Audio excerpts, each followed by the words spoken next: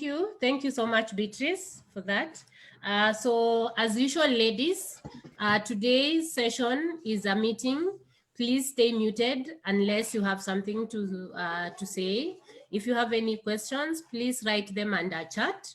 Our able admin, Esther, will be able to share with the speaker for today, and will be able to answer your question. So I take this opportunity to welcome Eunice Kilonzo Muraya to introduce our speaker for today. Karibu, Eunice. Thank you. Hi, everyone. So nice to see all of you ready to learn. So my name is Eunice. I won't take long about myself. I want to introduce Jen.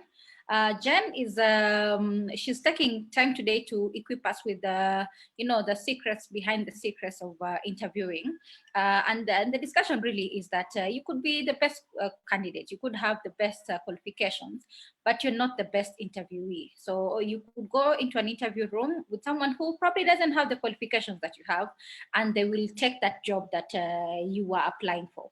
And so I'll just give a brief introduction about Jen. Jen has over 10 years of experience in diverse human resources management backgrounds, from startups to established organizations, some of which include the charity arm of the British Broadcasting Corporation, BBC.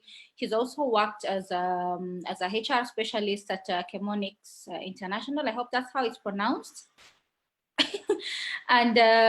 And she's also been a HR and administration manager at Practical Action International. Currently, she's an independent consultant specializing in human resource management, and is the managing director at Career Management Center Limited.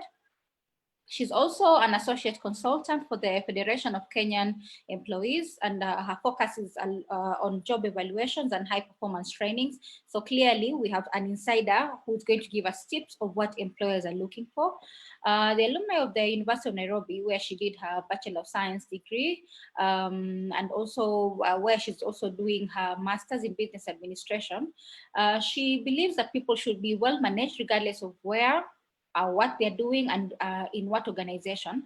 And her belief is that no organization is too small to practice effective human resource management. And this is really important for those of us who've been employed, and just seeing the different kinds of human resource experience and such. And when she's not pursuing HR pursuits of HR experiences, she's also the country director of Women in Africa, a Pan-African organization that focuses on turning girls into breadwinners, and so empowering women and girls in Africa. And with that, I hope this is a nice platform for her to empower those of us in this webinar with skills, with tips, because you're constantly learning. So Jen, take it away.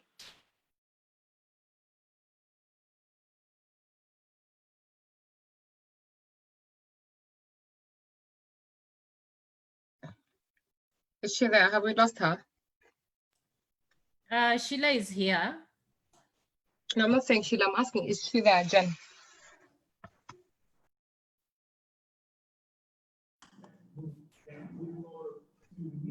I think we've lost Jen. Yeah, I can't see her even. Neither can I. Okay, let me try to get her on phone. Okay.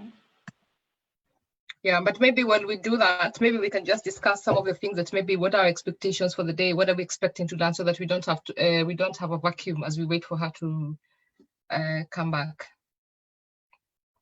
I know she's interviewed many people who probably have had winning jobs and have come back and said, thank you for the mock interview we did on this day, on this particular day. It helped me at that interview.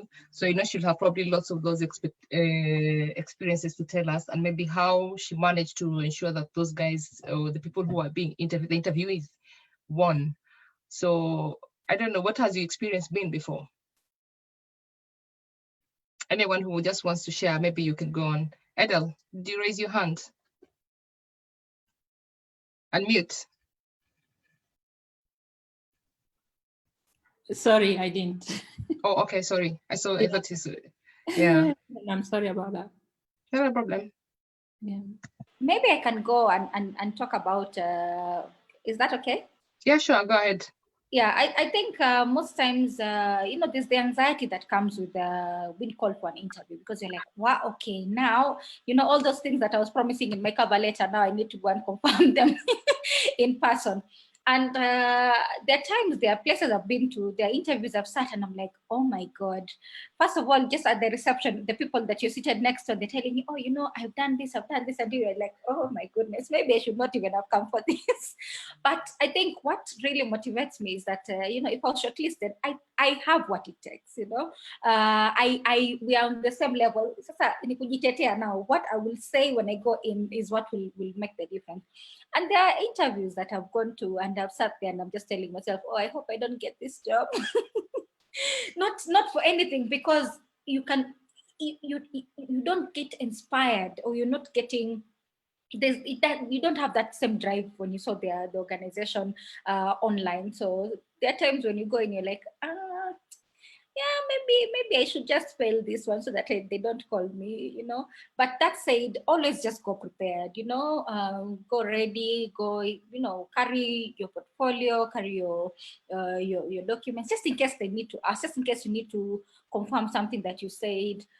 Just be confident. And I've sat once in an interview panel, and I've seen how women come in and interview, even how they sit, vis-a-vis how when men came for the interview panel, they had their suits on, they had their briefcase, they had everything. Yani they came to take their jobs. The ladies, hi, I'm sorry I'm late. I was like, no, you know what? This job is for all of you. If you don't put your best foot forward, someone else is going to take it. So let me stop talking. I would stop. Let me just stop now. Yeah, I also see Jen is back. So I think maybe, Jen, are you ready to go? We had lost you, so we decided to engage as we wait for you. I'm so sorry about that. Not a problem. Some technicalities at the background. So good morning, everyone.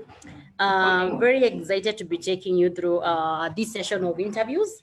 Like everyone has said today morning and through the chat throughout the week, the interview step is the most critical in your job search. It doesn't matter what kind of experience you have. It doesn't matter how skilled you are. It doesn't matter how good your CV looks like. As long as you do not nail the interview, my friend, you're not going anywhere. So you can be the best. And we'll keep saying we pick people who do well in interviews but can't do the job, because that is the basis. And we can keep complaining about that, but we'll keep losing the job opportunities. So choose which side of the poison you want to be consuming. Yeah? Do you want to be the guys that are complaining that the person you took cannot do the job, and you didn't take me just because they couldn't do the interview? We will not be concerned with that as recruiters, because at the particular point of making the decision, we don't know you. We are meeting strangers, 5 of you, we don't know what you do and what about that. So we purely depend on what you tell us on that particular. Sometimes 1 hour, sometimes 45 minutes. So it's very, very, very critical. So you have been shortlisted. Congratulations. That is just 20% of the job that you have done. You still have a whole lot to do to prove yourself. So today I want us to be very practical. I want us to delve on things that we may not find on Google, things that I will speak from my experience as a HR professional.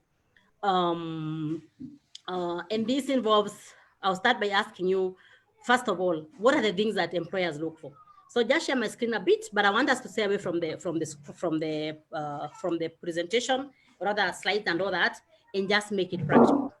So I don't know who has been interviewed of late. So if you've been interviewed, when you go in for the interviews, something happens. Maybe someone should share their journey. You have been called for the interview. You come in.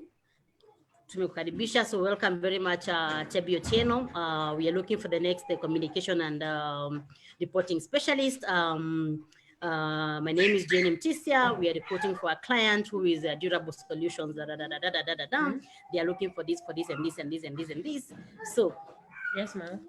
Please tell us about yourself. Tell us about this. But meeting. There's someone who has to mute. There's someone who has to mute. So the one talking about Minyo, please mute. Sorry. Admin, you might have to mute everyone.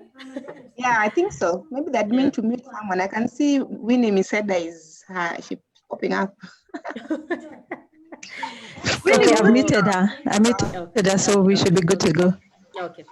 So if you walk to that particular room and they tell you that, from there, what happens? Someone just volunteer and tell me what happens after that. I just want the real actual of all the way mpaka wakwambie, so how soon are you available? Let us walk through that journey.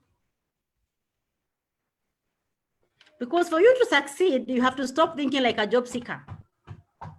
That is the first step. As you prepare for that interview, you must think like the recruiter. You must think like the guy you're going to meet.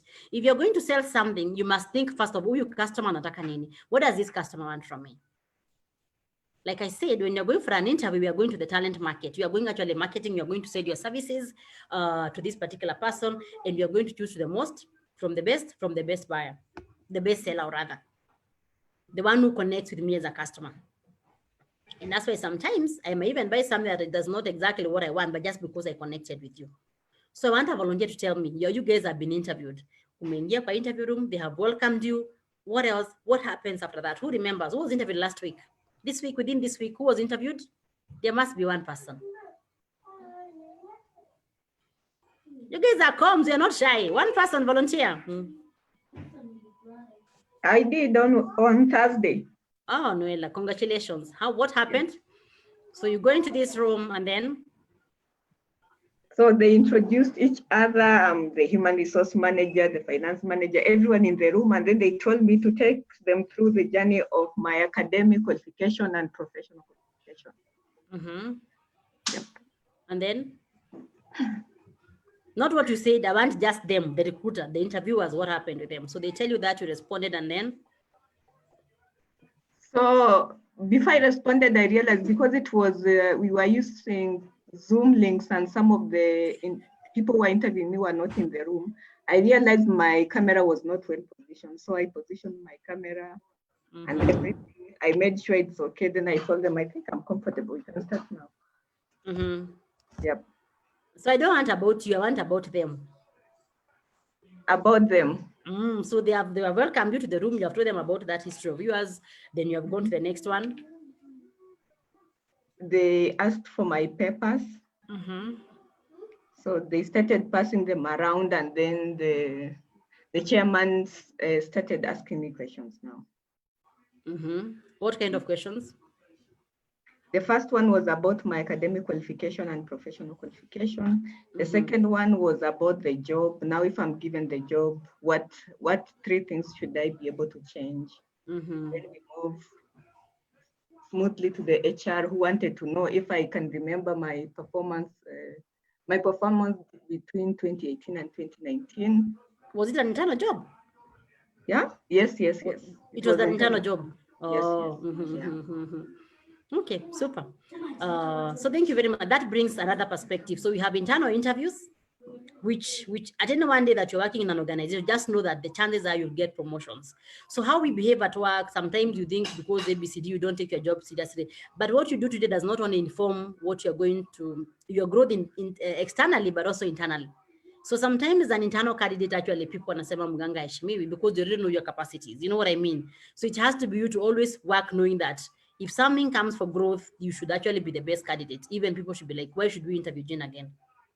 So I want an example of someone who was interviewed externally, but it will almost be the same thing. So what am I saying? When you walk to a room, it's very important to always visualize what will happen in there even before you go in, because that informs how you prepare for this particular interview.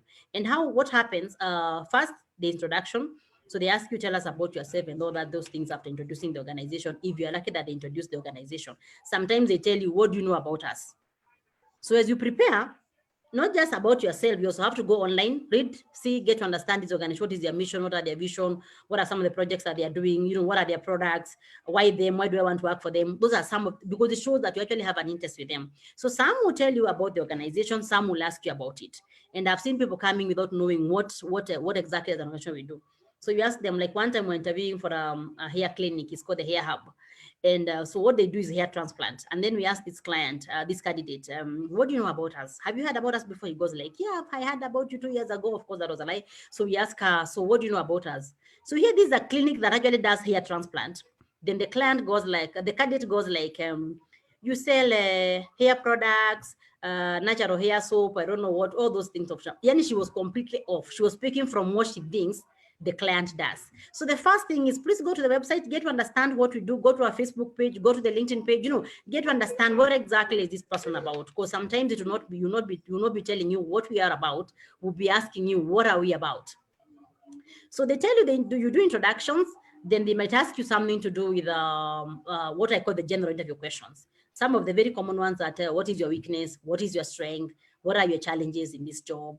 What are some of your achievements? All those are general questions that they are too common. You should never walk into a room without an answer. They are too common for you to fail. Hiyo ni Mwakenya tu inakuanga bure, because they are too common. They have been over asked by people, and people have never stopped asking them for some reason. So you should never walk into a room without knowing the answers to what is your weakness, what is your strength, where do you see yourself 5 years from now, the challenges that you're facing, can you work under pressure? Those are very common general questions. And what is your understanding of the role? Another very general common question. So after they finish the general interview questions, they go to what we call the technical interview questions. And in technical interview questions, we actually ask you things to test your capability. Are you able to do this job? Because as part of the selection criteria is capacity to do the job. Are you skilled enough? Are you competent enough? Can you do this job? Because as the hiring manager, as your line manager, as the boss, I do not want to hire someone that will come and then you are there and I'm still doing your job. I'm hiring someone because I want someone to run with that particular function. Is that clear? So you have to actually confirm that when I hire you, I'm not hiring you to come and do babysitting. I'm not hiring you to come and train you like from afresh. You know what I mean? I would have gone for someone less skilled, less experienced, maybe an intern. So the first thing that we want to confirm with this interview, even before anything else, is, are you skilled? Are you competent enough? Do you at least meet a minimum threshold for you to be able to perform in this particular role? So that for me is a key criteria. So what I want us to do in the next 45, in this session that we have, which was cumulative 45 minutes, is about making sure that in terms of competencies, in terms of your skills, you sell yourself the best way possible. So we have come from the general interview questions, you are prepared with that. You have come to the technical question, which is the second bit of the interview, technical interview questions. And I'll show you, when you go for interviews, you see people writing. The managers here will tell you what they use. Sometimes we have a score sheet, an interview score sheet. And in that score sheet, we have sections. I'll show you that in a few. We have sections of how the panelists are being guided to ask you questions. I say today I want us to think like the recruiters. So in that interview, in that score sheet, you'll see we have questions about general interview questions. Then we have what we call the technical questions, where we start asking you things to do with the job. We ask you things like, so this job involves donor reporting, or this job involves producing communication materials, or maybe it involves digital campaigns.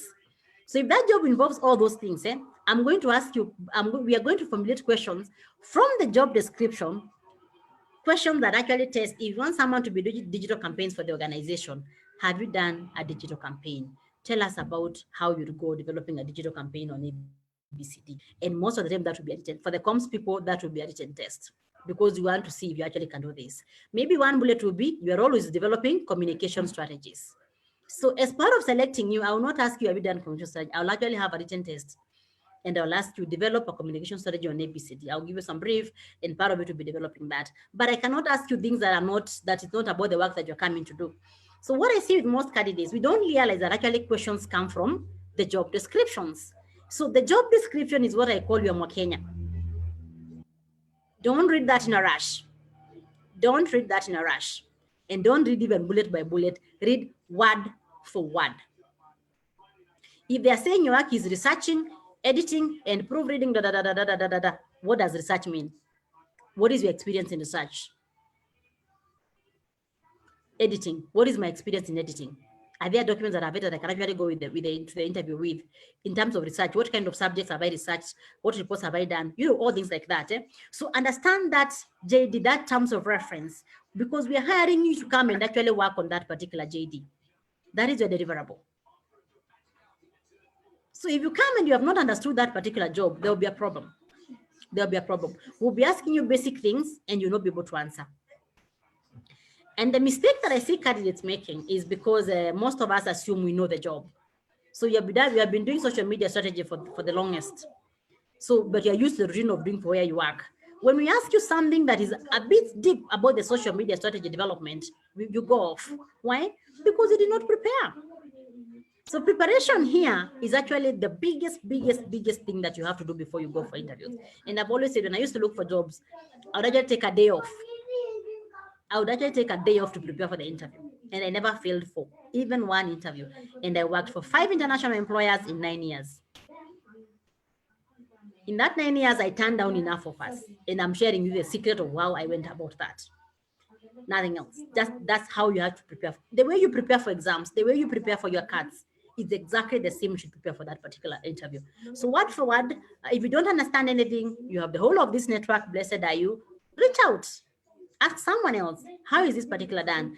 If you don't have anyone to ask, or even if you're going to ask, our Aunt Gogo is always very generous with information. Go there, understand first of all the basics of what they're asking, then relate with your experience and examples. Later on, we are going to talk about how to develop our stories and how to develop answers for the question that we asked. But what I want us to understand in this session is that the job description is your friend. If you're applying for jobs, sometimes when you're called for the interview, you go to the link and you can't find the job description. So very important if you're a serious job searcher to be actually saving the job that you're applying for, the job descriptions. Just have a folder in your laptop or in your computer, save the job description that you're being. If you don't have the job description that we have for you invited for the interview, please ask for the job description. Thank you very much for the invitation. Can I get the job description? Because without the job description, you are shooting in the dark. You are so shooting in the dark. Because what happens, a communication specialist or officer or whatever that he is in one organization is very different from the same position in a different organization. If you have at least worked for 2 organizations, you already know that by now. You know that maybe what you did for company A is very different from what you're doing from company B. Sometimes the companies will have specific things that are very different, that are different from company A to B. How we do things here in terms of maybe our social media is very different from what you do. In some companies, maybe all you did was update Facebook, Twitter, and all that. But these jobs want to do web analytic reports. And maybe that is something that you haven't done. So as you do the job description, you're also going to see where you're weak. And that is very key. In this job, this is my strength, this is my strength, this is my strength. Which is my weak area? Where am I weak in this particular job description? Forget about you thinking that you actually know so much that you've been in this field for the last 10 years, for the last 15 years. If you don't prepare, you're going to fail. Trust you me.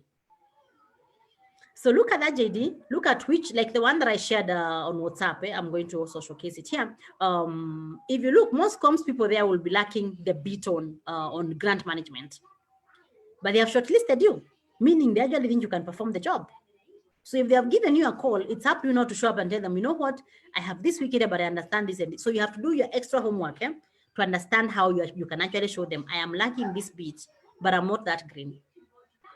So the moment you start saying, so have you done social media strategy? No. Have you developed communication campaigns? No. My friend, trust me, if you get to hear from us, it will be a regret. And of course, it will be the standard line. We are putting your CV in the database for future consideration, and that's what a lie. I am telling you for free again, because you did not impress us. We are just being PR people. We are just trying to be good to you by telling you that, but at the back of me, we are like, what? She's a comms person. She has never done this. And because you did not prepare, that's why you could not even say, I have not done, but I've done it at a personal level. I'm able to do this and this and this. I understand that it's about ABCD and ABCD. And most of the time when you search very deep, and you look, and when you're preparing for an interview, another mistake that we make is focusing on your last job, just your current job. So don't focus on your current job. Go beyond that. Go beyond that and think about the jobs that you have done before this one, including your volunteership. There are things that you're not doing in your current job, but you have gained those skills from elsewhere. Like, not assuming we want a job for that the comms person has to be facilitating online training, like the one that I've just shared. You'll find maybe the person who's doing this admin work here, the one who is facilitating the virtual trainings and all that, it's a skill that they have learned that probably someone else will not have that. So you gain skills from all over. When you go for the interview, if you look at that JD, that job description, make sure you have key skills that you feel would make these particular people like you. When you're analyzing the job description, so go word for word. Again, the most obvious have 2 columns in your mind or in the paper that you're preparing, what they are looking for versus how you match that. And how you match is not just at this one I have, this one I have, this one I have. No. When you come for the interview, we'll be asking you for examples. Tell us about the research, the kind of researches that you have done for communication.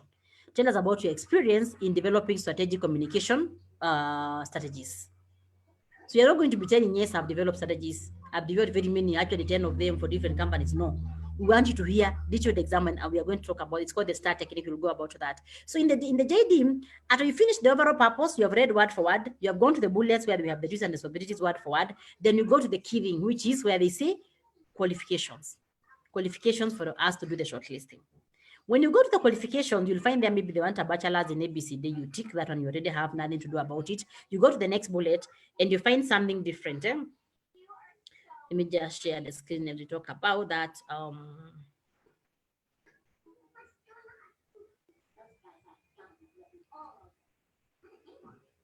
Just a minute. Just a minute. Just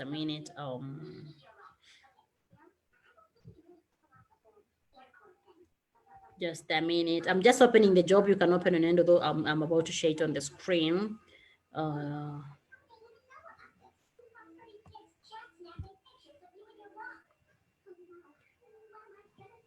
just about to share the same. I think we have a cartoon background. Is it on your end, Jen? Pardon? We have some cartoon background. Yes, it is. Let me just switch off. Oh.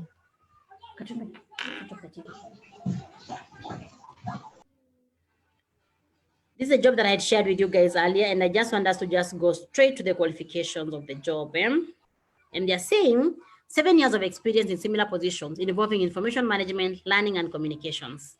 Requiring analysis and presentation of complex information in simple and accessible manner. So already, if you're looking at this is what you are going to form the score sheet.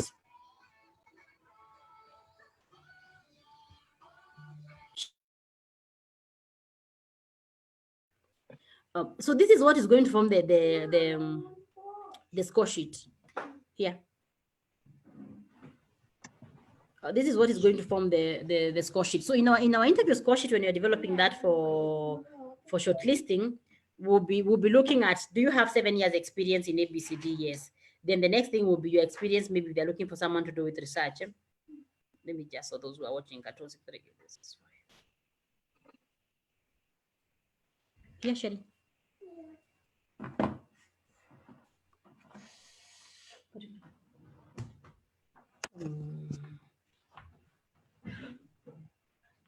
Sorry, guys. Yeah. So so we are going to look at all those qualifications and get to see what exactly is this particular role about. So if you don't have any of the things that they're talking about there, then you don't get shortlisted. You don't get to go through the interview. If they say they're looking for someone with strong reporting and writing skills, producing high quality reports and communication materials, that will be part of the things that we are going to ask you in the interview. So in the interview score sheet, this is part of what most of the time we'll be looking at. Let me just show you an interview forever score sheet. I'm sure the managers in-house have done this.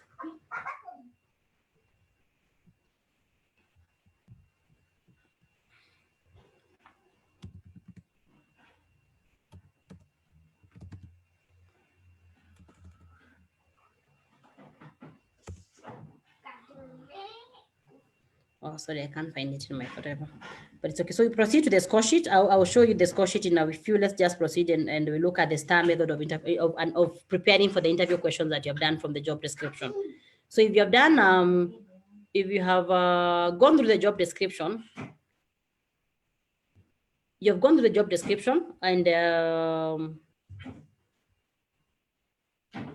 just a minute, I want to share.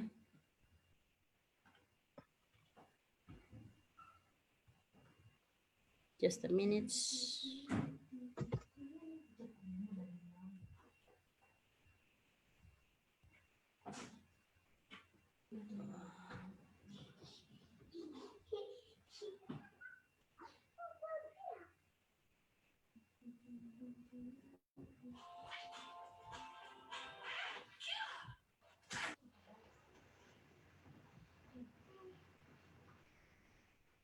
Oh my.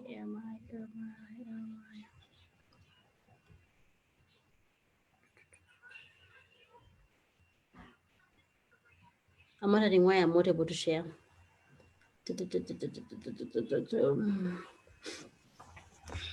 You might have to stop sharing and then start Yeah, sharing. I think so. Yeah.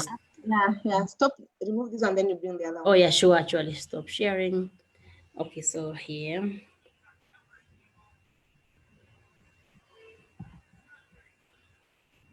So share screen. And I want to share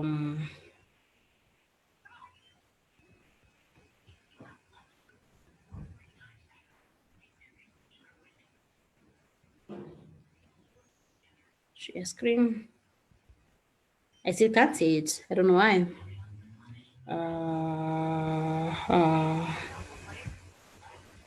You guys can see, right?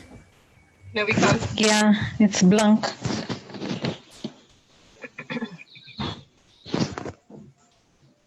Just a minute. So who has heard about the STAR interview method as I look for this? Anyone has heard about the STAR interview method? The STAR interview technique, tell us about it. What I understand is you start with describing the situation. Then for example, you've been given you've been asked a question, so you start with giving the scenario situation. Then you go to the task that you did to be able to tackle that assignment, that scenario, and then actions that you took. Then you then explain to the panel the R, which is the results of the given assignment. Thank you very much. So that's exactly what we call the interview score sheet. And when you're doing the job analysis, you have to develop your own stories on how to actually go through how to give your example, your stories to the interview, what we call the developing the interview stories. And when you're doing that, if I ask you something to do with, I don't know, I can't share this. Well, Esther, can I share it with you on email? Then you just showcase from your end. Yes, please do so, and then I can try on my end. It's actually, I'm not trying to share the slide that I had shared with you earlier, so I'm wondering why that's a problem. So in the STAR interview technique, what we do, you have to look at the job description of what you're trying to showcase, and then you develop examples of what show all windows. Here it is. Share. So so this is what I wanted to share. You can now see? Yes, we can see it. Yeah, sorry. So I'm talking about the 3-star tailoring method of now. You have gone through the job description and now you want to do the STAR interview technique, which is what my friend has just explained. And we are saying this is the backbone of the interview preparation process when it comes to the technical bit of the interview. So you must have at least 3 stories that align with the company needs. You must have 3 stories that align with the company needs. Transitions, slideshow from current slide. Yeah, so you must have at least 3 stories that align with the needs. So if the first grade is saying that you have to be developing AIC materials, please develop story on how you have done ABCD. And most questions will actually be behavioral interview questions. So if you're asking you, tell us about a time that you had to develop communication for crisis management. You must have a story that's actually very compelling on how you did that. You must demonstrate the qualities that they are seeking, the skills, abilities. You must have highlighting your qualities in the answers. This ensures that the entire interview is customized and tailored to what we are looking for in you. This is what I'm called the job interview analysis, where you go through and you have to look at what they're looking for and how you match. The structure we already covered, and we are the technical interview questions. So after you get here, if you're a manager, you must know that they must ask you about management questions. So depending on what level of interviewing you are, you'll have technical questions, then you'll have management questions. They'll start asking you, have you led a team? What is your leadership style? How do you motivate your team? How do you ensure that actually the team performs the work? Do you have budgeting skills? So there are some things that come with management questions. If you're applying for a management job for the first time, again, you must think about the transition of what the challenge that you'll have with that, because they're going to ask you, we see you've not been a manager before. Have you done management? Have you managed people before? You must know how to actually capture that particular weakness. They will ask you about personal attributes, and then we have the tricky questions, which is basically about the things that are not very right about your CV. Sometimes it could be something to do with a gap in your CV. It could be maybe you're not currently working and therefore they're wondering why you fired or what exactly it is. Then we have the closing questions whereby they ask you, tell us about, do you have any question for the panel? And under that, look at how to anticipate interview questions. And I'm saying they come from the job description. You understand the key components of the job. you can anticipate a majority of the questions you'll face in the interview. And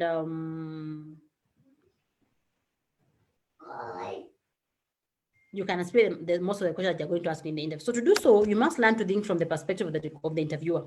It is her job to help you find a suitable candidate in the job. Hiring the right person will make her job and life easier. We must always understand that. So so this is how to anticipate the questions. And we are saying, quantify your accomplishments for every of the requirement. So if they are saying they need 7 years experience, like you have seen in the job, try see how that 7 years has been. If the second requirement they are saying they want someone who has experience developing strategies, come up with examples of how you have done that and how you actually went through that. And using the STAR technique, why were you developing a strategy? So as a company, we decided that we are going to have to start using digital marketing as part of marketing communications, ABCD, and I was tasked with developing the strategy and rolling out the strategy. So my work was to come up with the ABCD, the ideas, develop a team, and how I went about it was you explain how you went about all that, and you finish by giving. As a result, we're able to start, we're able to get new traffic, we're able to do ABCD from my website, we're able to increase our blah blah blah blah blah. We're able to give results that actually make you sell. Avoid giving examples that actually make you look like you're not a good person. So avoid stories that have negative results, unless if they ask you for a time that you actually failed. So if it's about the STAR method, try keep yourself in the forever. When you're doing that, deliberately try to bring skills that actually make them like you. So, and how we do this is before you even answer any question, make sure that you have understood all that they are saying for in the job description. Even before you answer the question of tell us about yourself, who are you? In that particular question, I would like us to understand that that you must package the person they are looking for. So if they're looking for someone that has done research, that has done communication strategies, that has done donor reporting, that has done, I don't know, social media and all that, in your answer, instead of boring people, leading people through the story of who you are and all that, I'm stopping the share for a while. Instead of boring people with the story of after this, I joined to work for ABCD company for 10 years. I was promoted from ABCD and ABCD. Don't bore people with that lengthy conversation of who you are and all that. Understand what they are looking for and write a story. Let's develop those who are in marketing, I'm sure, marketing communications, I'm sure you do product descriptions. So do a product description. Look at what they are looking for and do a product description of the product that fits what they are looking for. So my name is Jenny Mutisha. I'm a communication and ABCD professional. I hold a master's degree in communication and ABCD. I'm also trained in videography and photography and ABCD. I'm able to use InDesign for designing. I'm able to do ABCD because if you think they're looking for those particular skills. In terms of work experience, I have worked for ABCD. I'm currently working for this where my role includes my developing strategies, doing ABCD. So everything that they want in that particular job, cover in your story. But don't have a boring story that's about like taking people through the whole of your CV without customizing to what they are looking for. Is that clear? I hope so. So that first question is actually very, very, very important in terms of how you set the tone and how they actually pick in terms of how you fit the job. So if you answer that first question properly, and if you have understood the job description, it means they will have liked you from the first moment, and you will have actually sold yourself, and you'll have might have even answered all the questions from that they had for you if you're able to touch on everything that they are looking for.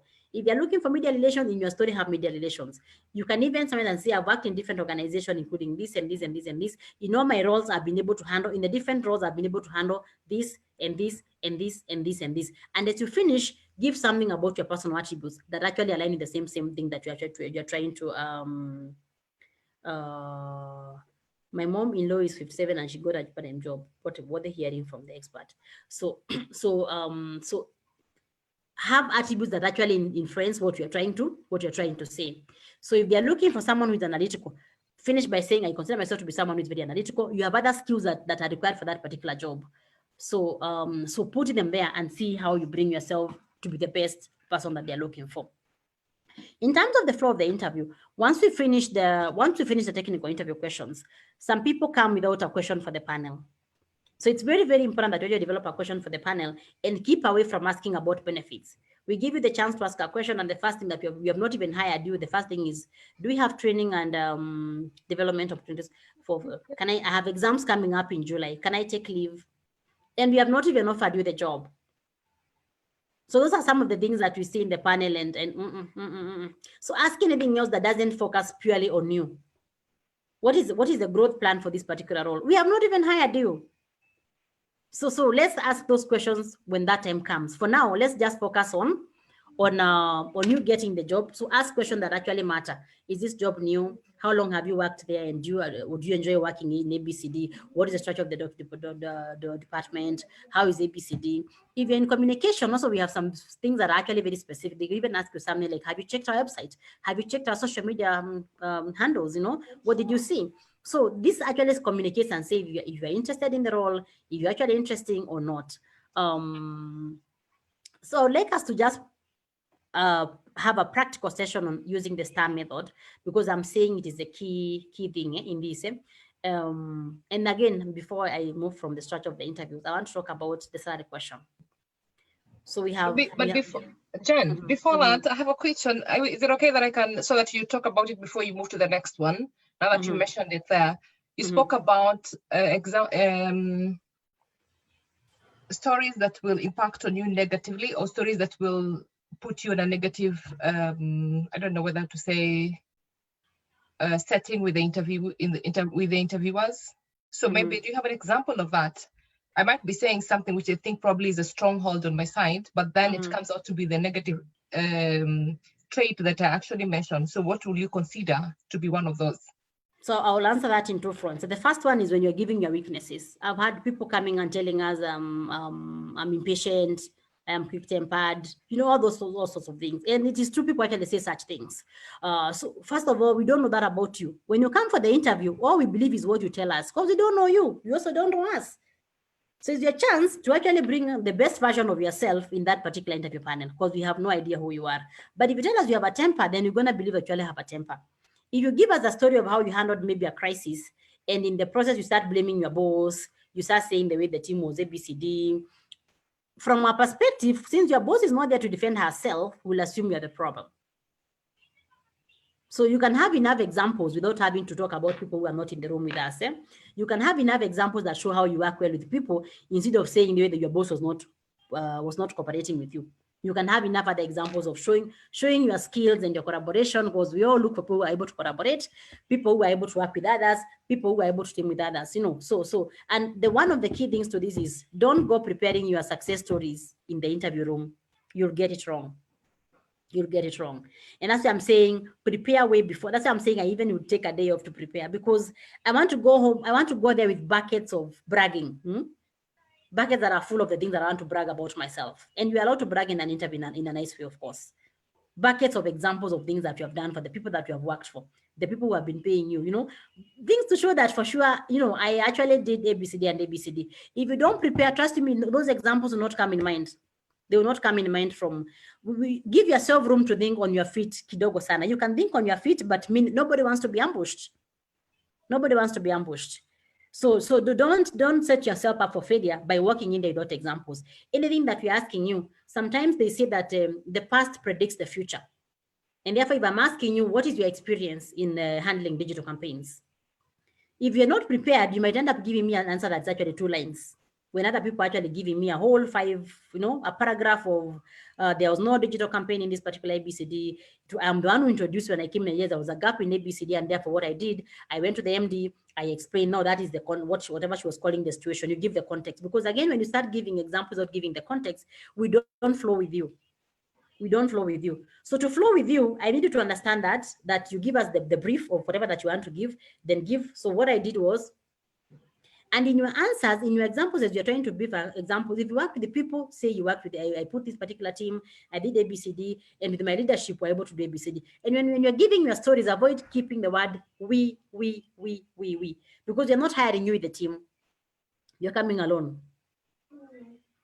So know that it's okay to work with the team, but try also be very, very deliberate about showcasing what you did for the team. Did you read the team? Are you the one doing the work plans, the ABCD? Try and be able to actually bring about the strength that you bring in the space. I Very think well, Jen. Sorry, Jen, if you just to buttress what Patience has asked. I mean, they'll still ask you which are your weak points, your weak areas. So in that particular question, yeah.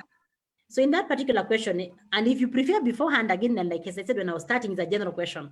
You have all the time from the day they called you to look for a weakness that doesn't make you look like the worst person that they have ever met. Like if you say you have a temper, who wants to try someone who has a temper? We all have tempers, but we keep that at, we keep that low in the workplace. We are all impatient, but it's not always a good virtue. You know what I mean?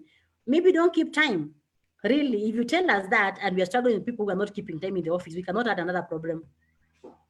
So you have to actually, you have the time to think about what kind of, if they ask me about the weakness or which area do I need to improve on, because sometimes they actually keep, they actually ask that question in a different format. We may not ask you what's your weakness, but we'll ask you which area do you need to develop in, or in your last performance appraisal, what did your boss say about something that you might improve on? So it is good to be honest, but this is not the place to be honest until to the point of you're hurting yourself, So you choose what to share and what not to share and how to share it. So about the weakness, when I talk about the weakness, I ask guys to actually look at either a skill, a habit, or a trait. And you're better off if you remain in the skill bit because it's something that you can actually learn. You have learned very many things in your life and you can still learn this particular skill. If you choose a habit, why they're asking you this is not to just understand the weakness, but want to understand if you have self-awareness. So give the weakness, say what you're doing about it now that you know that's a weakness and where you are in that particular progress. Like maybe we'd say, I realize that in my job, being a communications person, I have to always be facing crowds, I have to be doing documents and ABCD and presenting for ABCD, or I'm working for an agency and this involves me facing clients, doing presentations and pitching for business. I therefore realized, as someone who is an introverted person, I don't like talking to people and ABCD, or I had a challenge with public speaking and ABCD. And therefore, because of that, I've since joined Toastmasters. I'm progressing very well. I'm not yet there, but I would say I'm almost at 80% in overcoming this particular weakness because I realize it's ABCD. Or maybe in this particular role, I see it involves doing reports for donor reporting. I have done other kinds of reports, but I've not worked with donors. And therefore, I think the weakest thing that I have in this particular job is donor reporting. But I'm a fast learner and I'll be willing to put my other skills to make sure that I actually learn that particular skill. So when you start talking about timekeeping, I was saying you're a perfectionist. We have had that a million times, and probably two other people have said it in the interview. And we know you go good. We know it is not true. And if it is true, it is far-fetched, and you'll find that you are full of imperfections, also as you claim to be perfect. You know what I mean? So run away from being perfect, from saying you're a workaholic. All those things we have heard about them so many times, and people keep repeating and repeating and repeating. Go for something that is more authentic. Extremely keen to detail. Extremely keen to detail, and your CV has typos. Your CV has typos. Ouch. And you're a comms person, So, or you can work without supervision. So go for something more authentic. Go for a skill. Go for a habit or a trait. If you can do a skill, the better. So read the job description. See which area is weak for you. And as you talk about it, see how you're going to say that you can actually navigate through it. So it's not just a weakness. We're just looking at self-awareness and how you approach areas that you're weak. Sometimes people say that they give things that people laugh because the things that you have said are actually hurting you. You are very good, but the kind of stuff that you're talking about is just so we have looked at the technical questions and where they come from. They come from the job description. It's your Makenya. Read it with a toothpick, word for word. See how you match and develop examples as you go. Your example should be in the STAR technique. Situation, task, action, and the result. So the situation is the context of what was happening when you're giving, for you to have done whatever that you want to do. The task is what you have tasked to do. As the person in charge of communications, I was tasked to develop a communication strategy because I was the first person in the department, blah, blah, blah, blah, blah. And therefore the board felt, so I was tasked to, so that is the task. Then you come to action. So what I did, I did an audit to first of all understand in terms of communications, where are we as an organization? I looked at all the things that form the communication strategy. I was able to look at our media stream, our written links, our communication materials, our digital ABCD, and from there, I then presented to the board. I formed a committee to work with. We were able to define ABCD, you know, all the way, and I'm happy to report that it has not been adopted and it's part of what we ABCD. And as a result, we have seen a lot of traffic in our website. We have seen ABCD. So prepare those examples and sometimes even read them out, read them aloud so that you hear what you're saying. Even record yourself so that you hear what you're saying. But whatever you do, don't memorize. Please don't cram. And as you do that, don't start saying they can ask me about this. No, purpose to understand the job. If you understand the job, they can ask you anything and you'll just answer. Understand the job and have examples of things that they are mentioning, but don't cram anything. Don't memorize. If you memorize something, you're going to have a blackout at some point. Or you can actually tell you're reading from a script, which is very, very, very bad. Is that okay? How much time do I have?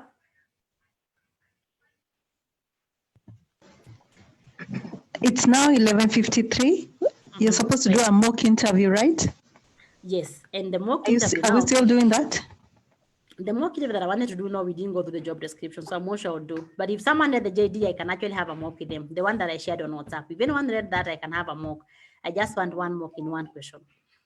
But maybe we could hear from whoever. I'll use the example that I'm using because I know most of you have done that. Your experience in developing maybe digital campaigns or a communication strategy, whatever that you pick, and then let's do using the STAR method we hear from one person. Any volunteer? My volunteer went where? She must have read the JD.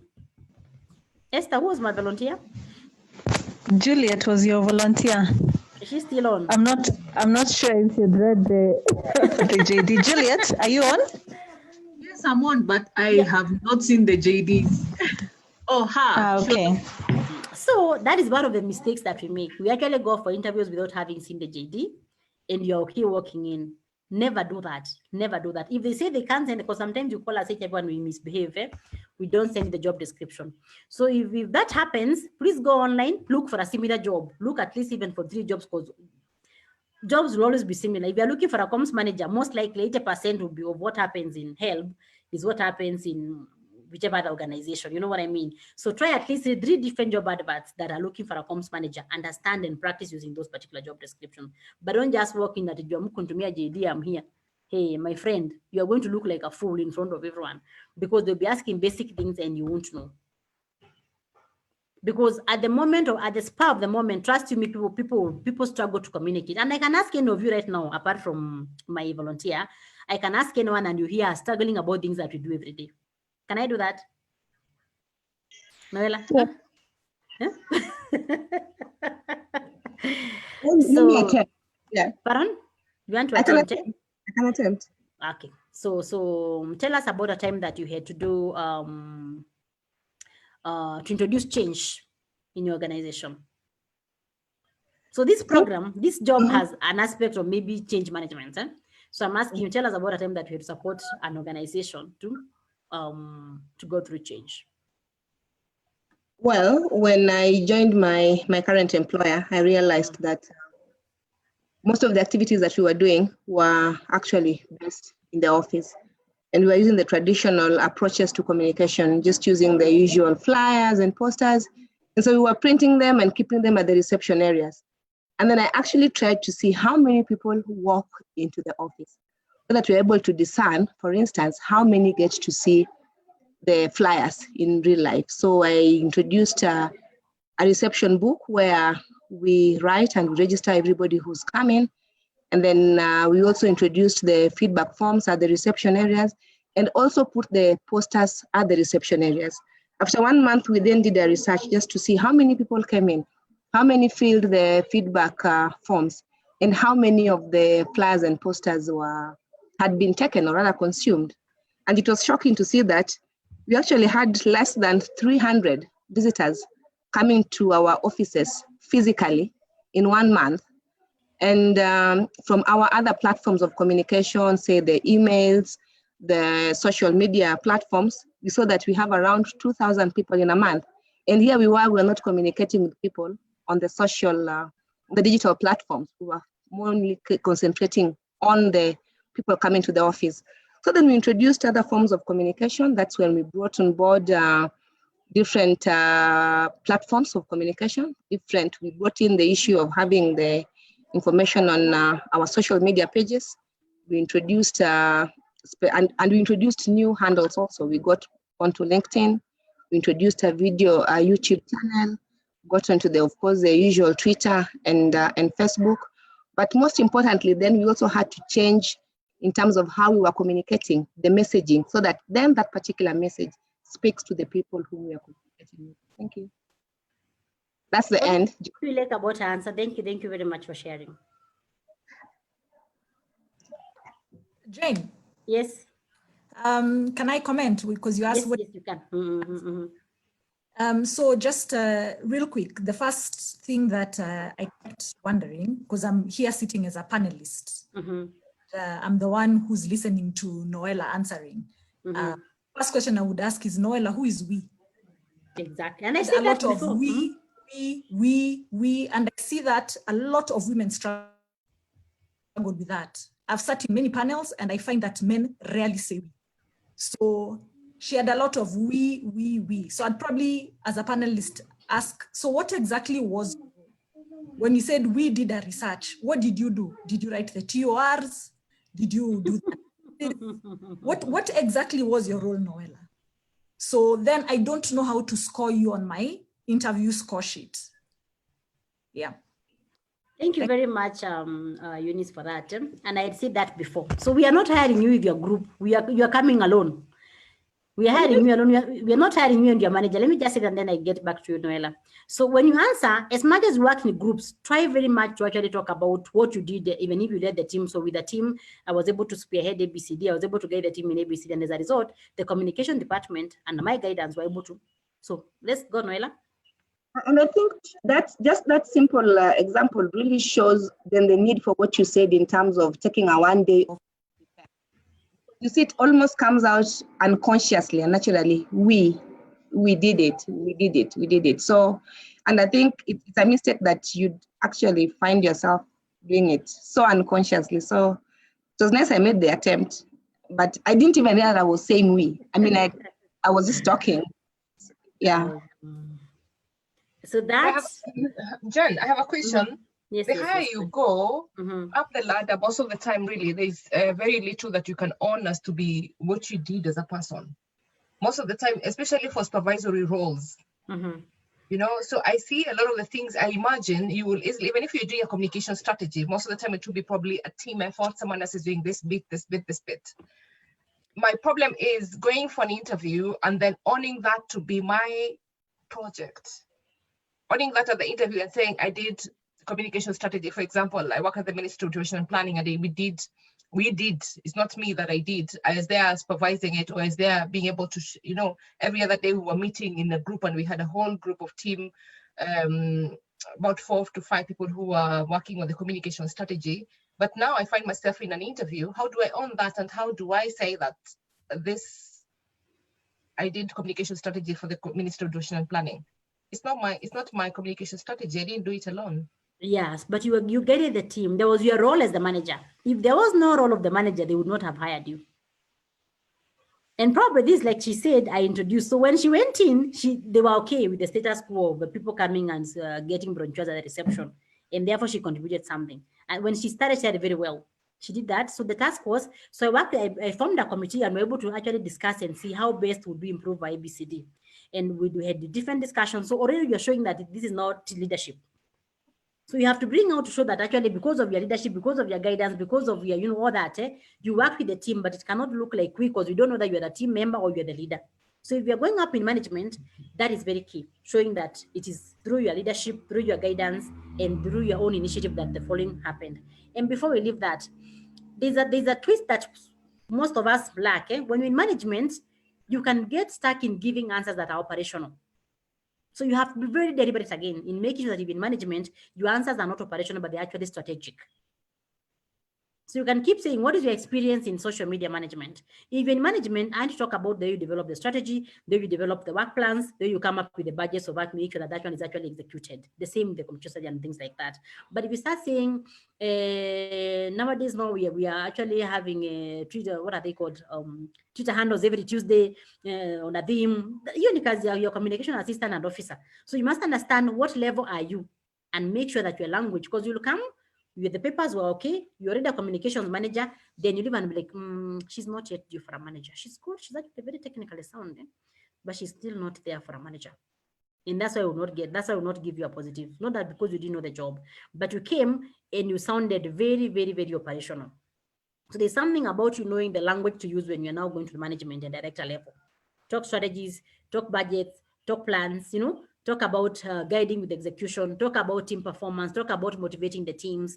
Again, even leadership, you cannot go further without having to discuss how do you handle poor performance in your team? How do you ensure they actually perform well? Give us an example of a time that you handled a poor performer in your team. How do you motivate the team? How do you handle budgets? How do you ensure you stay on track? So those are some of the things that even management, we may not ask you the day-to-day. And if you don't have that shift, you will not get it. Okay, thank you.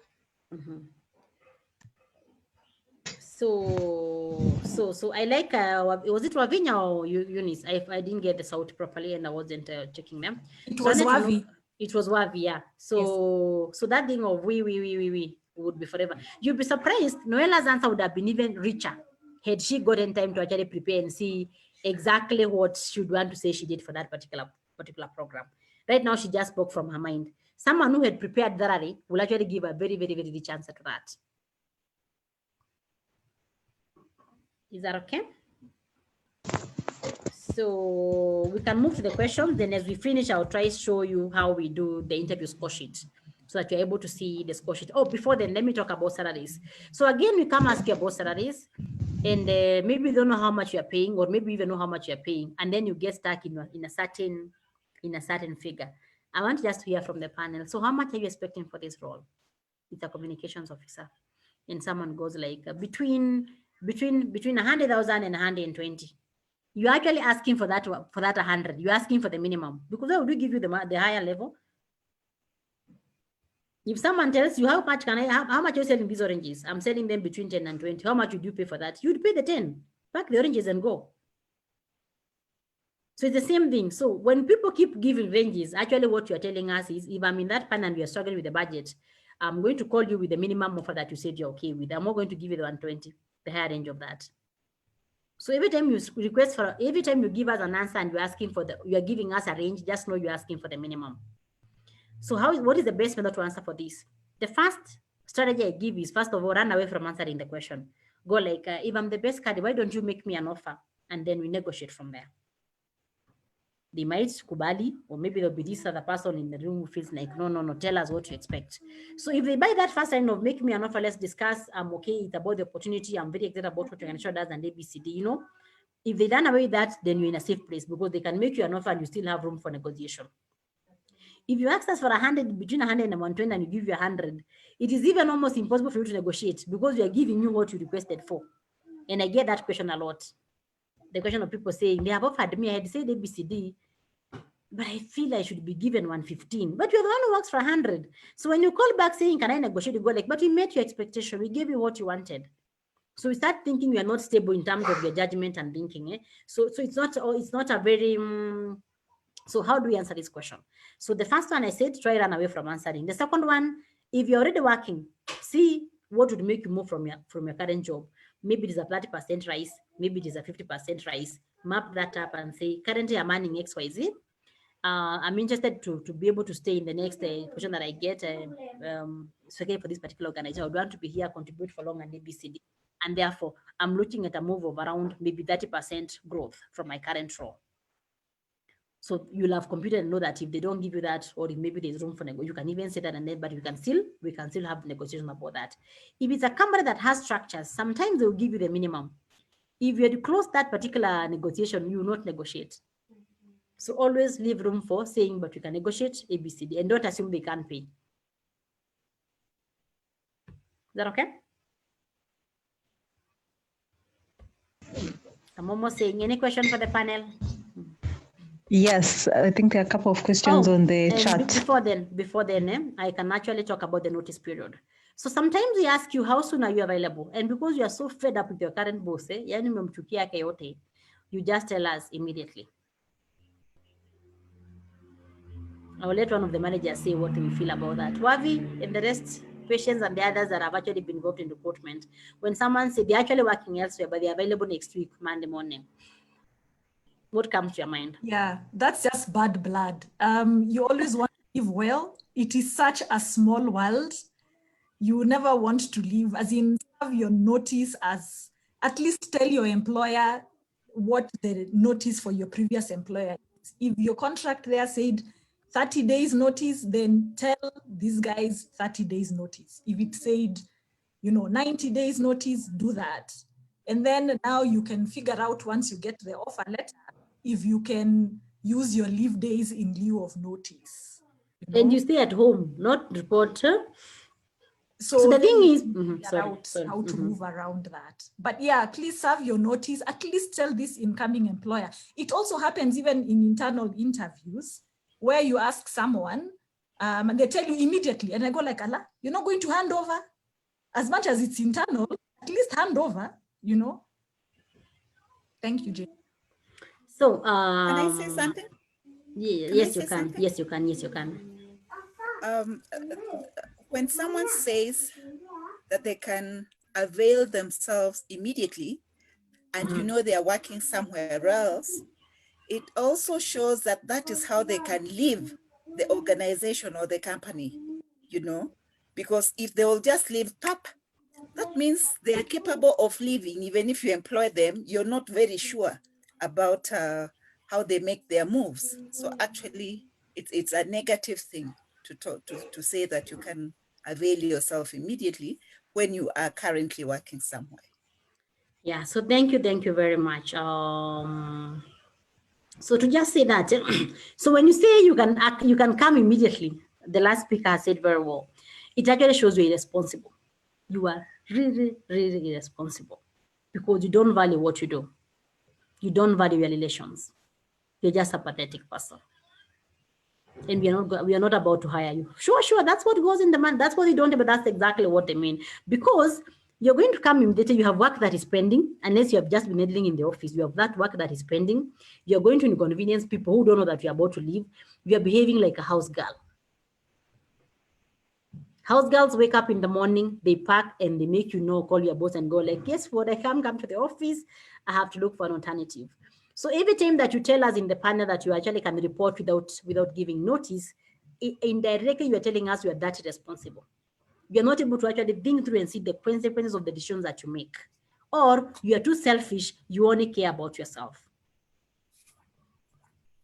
So even if you're not going to serve that particular notice, if you don't care about burning the bridges the other side, please don't worry about building a wall the other side that you're coming, because they're going to block you. So always go like, my contract was for AB. Sometimes we push and want this person very urgently, but insist if it's that urgent, I still have to discuss with my boss before giving you a fixed day that I can actually report, because I have to do a proper handover. What I handle is very important, and I have to ensure that actually, even as I transition, I don't leave the house burning. If you value what you do. So very, very important. And I see that every day. In a panel, you'll have one person who is available next week on Monday or tomorrow morning. They will resign on SMS. I'm sure those who have hired here will tell you, they hear that in the panels. So I want to share something. I'd promised to share with you how, and then we can move to the rest. Jen, before maybe you move, can I ask this question from a HR perspective? Yes, you can. So if we, imagining in a situation where they need someone almost immediately, and then I'm that candidate who needs a 2-3 months notice, will that work to my disadvantage if we really wanted the job and there's someone else who can get it? Will you always? So from my HR perspective. The only problem the only time that notice works against you is when you have to give like 3 months notice. Like if you're a senior manager or a director, and sometimes even when you're recruiting, we know if you're going for a senior manager, this person could be serving 3 months notice. but always insist on a minimum. Never say you're available the following day. Never. Because like, I don't know whether it was Wavi or who said that you still have people to care, your current relations. Trust you me, part of what you do 5 years from now, we'll be talking to your direct line manager, asking about a reference check. And one small thing, they say in kwa kina patients kule pwani wanasema, inzi moja inaharibu ng'ombe. I don't know the exact words. You know, but that one fly, that one will just make the whole ng'ombe be, no, watu watakula. So people will forget everything else that you ever did for them because of how you have exited. So you must manage our exits. Even if they insist, I'll just go like, it's very important that I hand over. Let me get back to you. Sometimes I have people negotiating and saying that I can put 2 days and 3 days, you know. Sometimes people have to, you know, and especially if you go up, you actually learn to negotiate and influence people. And one of the skills that you must have is actually negotiation skills. It helps you with Saturdays. It helps you with even things like that. And talking about negotiation skills and Saturdays, it also means that women don't negotiate. You're given 200, you jump and go like, yay, and sign. The guy will be given the same, he's earning 100, he's bringing you 200, but you still negotiate. Can you negotiate this? Can you make 220? And they'll be like, let's get back to you. So tomorrow they go like, we cannot make it 220, but we can make it 215. Can you at least make it 200 net? But the woman has already signed off and went. So keep complaining about this gender pay gap, but we actually contribute to it because it is true, women do not negotiate. Like I do all this every time we're hiring. So you give the man 100K, 50K, they'll be asking for 55. They'll be asking you for it to make it net. They'll be asking what else is there apart from ABC. You know, they come to the table with a mind to negotiate. We come to the mind with a mind of being modest, accepting what has been offered, and then we move on. Because sometimes you're negotiating from a desperate point of view, but you're not desperate because we want you. We are not just giving you a job. You're coming to add value. So negotiate, but not negotiate to the point of hurting yourself. Because I've also seen people whereby the offer is actually withdrawn because of how you're negotiating. Know when to stop. You must use your wisdom and know when to stop pushing. So I need to show you a score sheet for those of you who have not been maybe done interviews. This is what most organizations would use for interviewing. Then, yeah. Sorry, I'm so sorry for jumping in, but there's a question by Tawara, and I hope I'm pronouncing it well, and I'm very interested in knowing the answer. So what if you don't have a job? Do you also give a notice period? If you don't have a job, you don't give notice. You'll have told them you're not working. Unless if you have lied that you are not working, because you cannot give a notice period to your house. So you can actually say you are available immediately and it's okay. If you're not working, yes. One time when I was going for internship, they asked me when I told them I don't have to go home. I can sit, you give me a desk. Because I mean, you are not working and they know you're not working. So unless if you have told them that you're working, unless if you have lied so, and if you have lied so, then you must live to your lie to the end. But if you have not lied, if you're honest about it and they're saying that's okay, you can tell them I'm available. I just need 2 days to reorganize. If you don't need the 2 days to reorganize, then you can also say I'm okay even now. Give me a desk, a laptop, kazi yanzi. I hope that's well answered. Thank you so much. So Jane, sorry, let me also ask a quick question here. One that I think Felista is asking on how do you negotiate in places like, for instance, in government where there is sort of like a set salary range. So there's that she's asking, but I also want to ask, I don't know how possible is this like for women to really negotiate ourselves out, but then how do you do it soberly?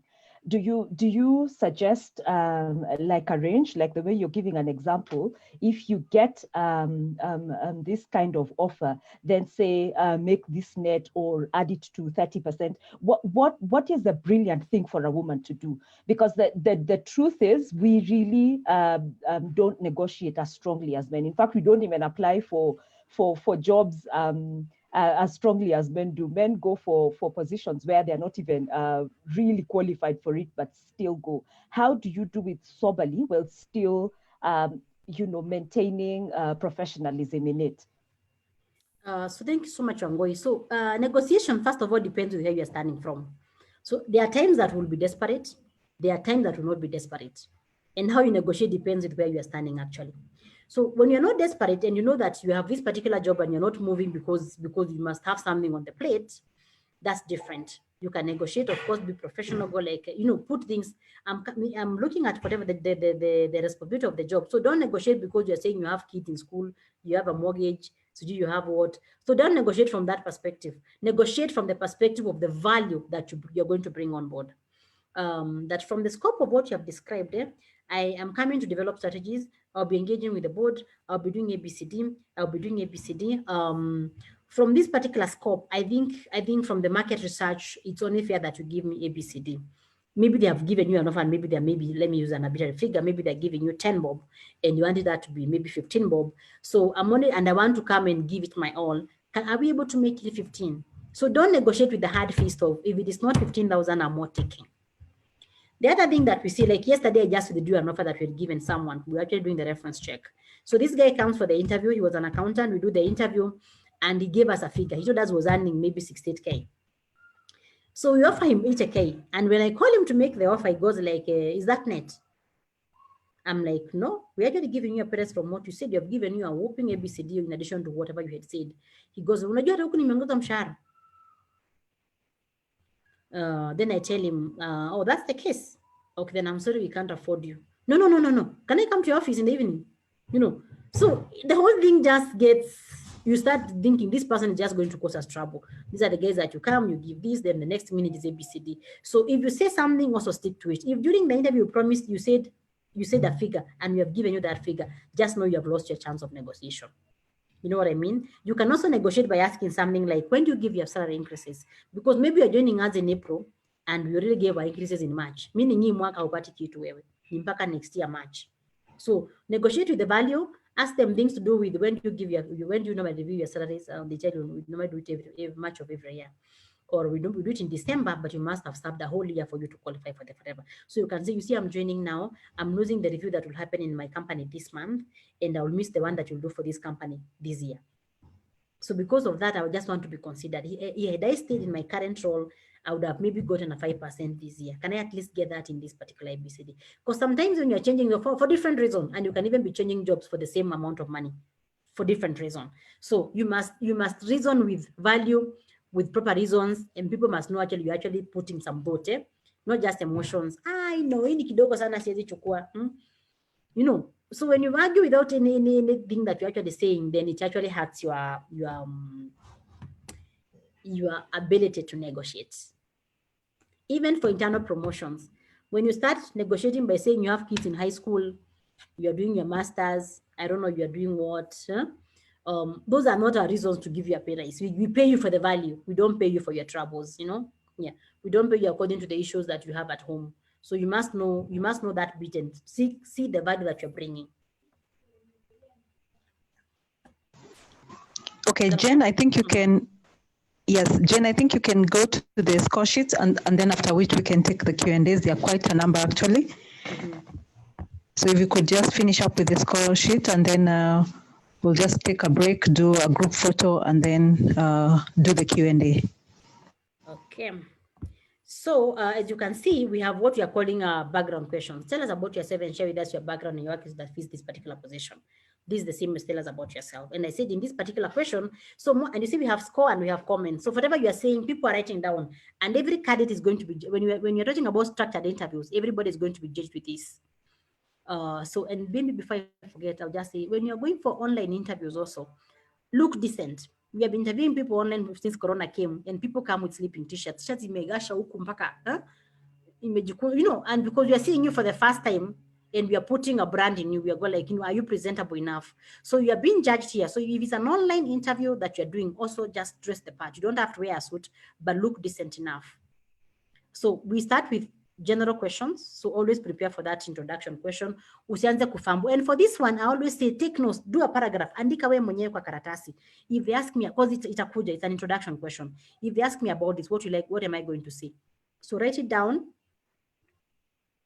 and recite it on yourself and see if that's the person that they're looking for, the product description. From there, we come to the technical questions. As you can see, experience in, this one was for a finance manager. Experience in finance manager. Tell us about your understanding of MF and admin manager role. What is your experience in donor reporting? Because the JD said one of the roles will be donor reporting. Tell us about your experience, budgets and forecasting, and what your role has been in ensuring compliance. All these are from the job description. I'm doing this to insist the importance of having to read and understand the job description and the importance also of doing this with someone else. So if you're preparing for the interview, you can actually have to talk with someone who has done this and then go like, Ebu nisikize, or Ebu help me understand through this particular role. You can talk to someone who is experienced, or you can come to a coach like myself and we'll do that with you. Your biggest achievement in finance, have you managed a team before? Because the manager, no? So after you finish the technical questions, all of them are coming from the whatever, this one skipped a few things. She's a manager, we should have asked her about managing teams and things like that. And then accounting software. So for you, I would be asking you things to do with Photoshop, InDesign, if you're doing those kind of things. Any technical things that you need for your job. And then any question for the panel. As we go to the last thing, which is important, gut feeling for the panelist. How do you feel working alongside these candidates? So umejibu kila kitu vizuri. You have scored everything technically well, but we're asking ourselves finally. That would be me asking the rest of the panelists. How do you feel working alongside patients? So they say, someone will be like, she's actually very technically sound. She's very pleasant. I like her. I think she's very suitable. Let's back her. And what we do when you're doing interviews, we only deal with, if she was the only person, would you hire that person? So it's not about comparing. We'll only compare, when you're choosing between two people that are equally strong. So someone else will be like, she's very technically sound, but I think I'm not sure she can fit in the culture. She's very technically sound, but she looks like she's a problem employee.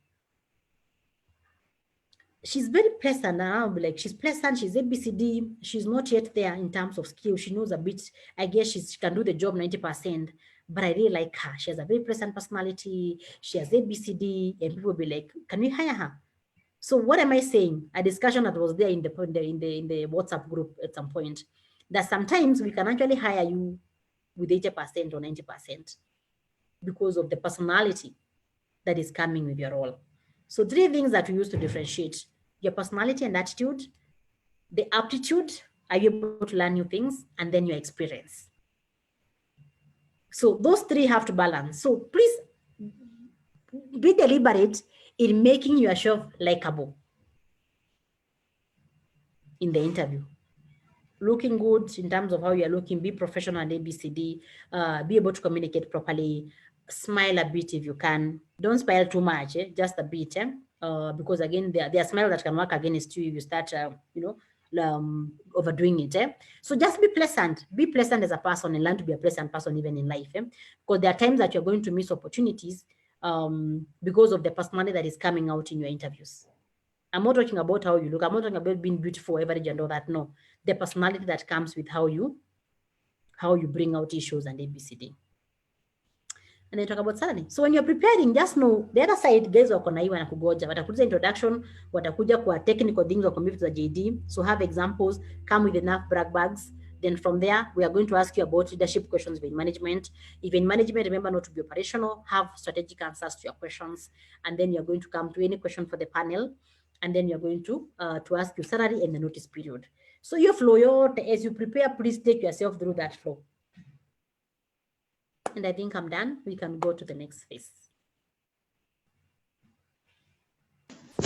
Great. Thank you. Thank you so much for such a wonderful presentation. Sheila and Patience, I think we can do the group photo just for 2 minutes and then jump into the questions. There are quite a number and some are still coming in. Patience? Are we good to go? We are. Our photographer today is Sheila Raymond. So okay. Please, switch on your videos. Let's see your faces.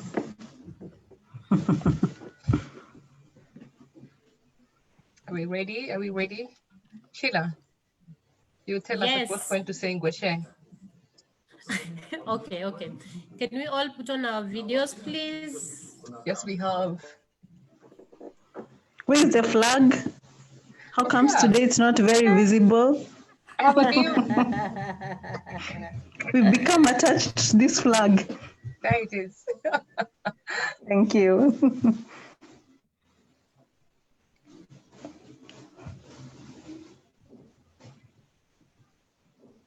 Sheila, we have not yet gotten to the Ngwashe part.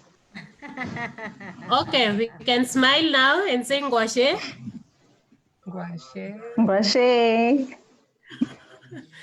I'm going to the next slide. Please, these people here saying Ngwashe.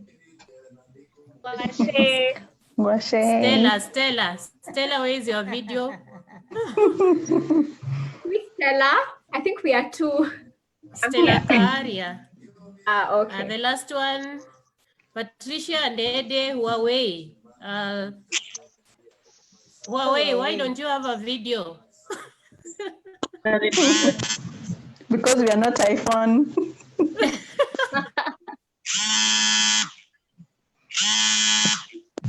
Okay, thanks.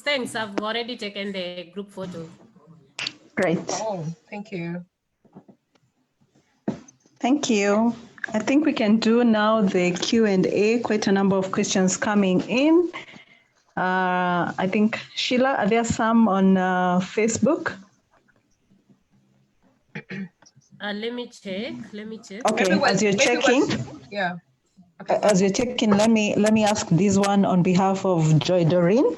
So she asks, lately employers are gradually leaning towards video interviews where unconventional questions are asked, like what has been your most crucible moment so far as the final step to one getting a job? How should interviewees go about this? Ask that again. So she says, lately employers are gradually leaning towards video interviews where unconventional questions are asked, like what has been your most crucible moment so far as the final step to one getting a job? How should interviewees go about this? So the thing is, there are things that are deal breakers and others that are just for them to get to understand who you are. So like I've said, there are things that you have to prepare, and things that you cannot prepare. So the job descriptions, the general questions, those you have to score 5 out of 5. You have to score 100 in all those questions. Then there are those that you cannot prepare, that you have to think at the moment. Like if I ask you something like, so what exactly, what kind of environment do you like working for? Maybe you'll have thought about it, maybe you not have thought about it. So when you're preparing, there are things that you expect when you get there. There are things that you're going to be asked. So you are trying to think on your feet. Because like now that particular moment, it will differ from individual to individual to individual to individual to individual. But whatever happens, show a good side of you. That is the general rule. Unless if I'm not getting the question.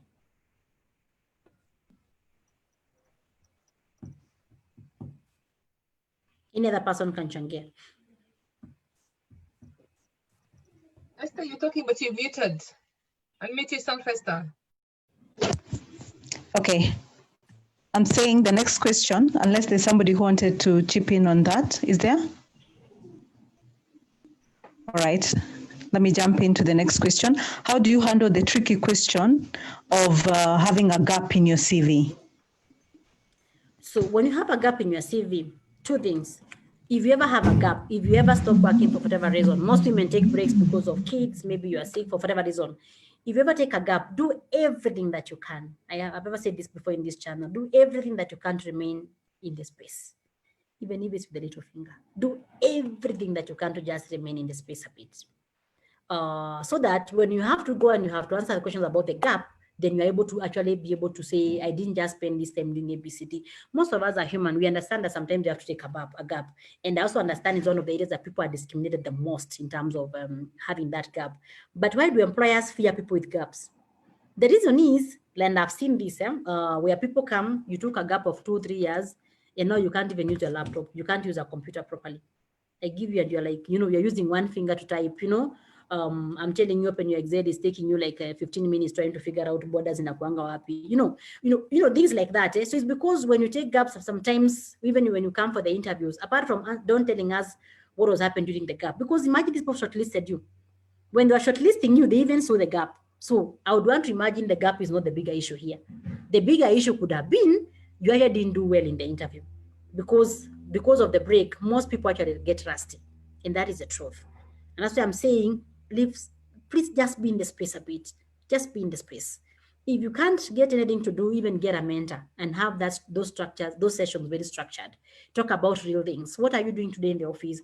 I was working on a video. I was working on a com strategy. I was working on this particular e-flyer. Get to know what people are doing in the office and remain in that particular space, including starting to do this on your own. Most people form companies on their own and they start doing things that would make you not so green. So the time that you have not had someone who had a gap, for me, it was not because they had a gap. Because like assuming you took a break and went to like patients had gone to the UK to study, it's not a bad thing. You know what I mean? It's a good thing, and I'm not going to fail to hire patients because she took a break to go and study. But if I come and ask her basics and or she can't remember a thing, I'll have a problem with that. So I just understand why recruiters shy away from people with the gaps. It is because of that most of the times. Unakuja enyewe mambo inakulemea, including just the things of, and I like the fact that we're living in this century of the 21st century.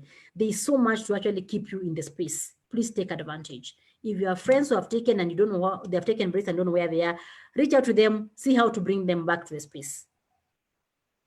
Especially moms who took a break, please do everything to bring them back to the space. Otherwise, they end up not becoming housewife for life. You have a master's, but you keep saying you're tarmacking, but it's because imagine how ways, and I'm speaking this from a practical perspective. Yeah. Okay.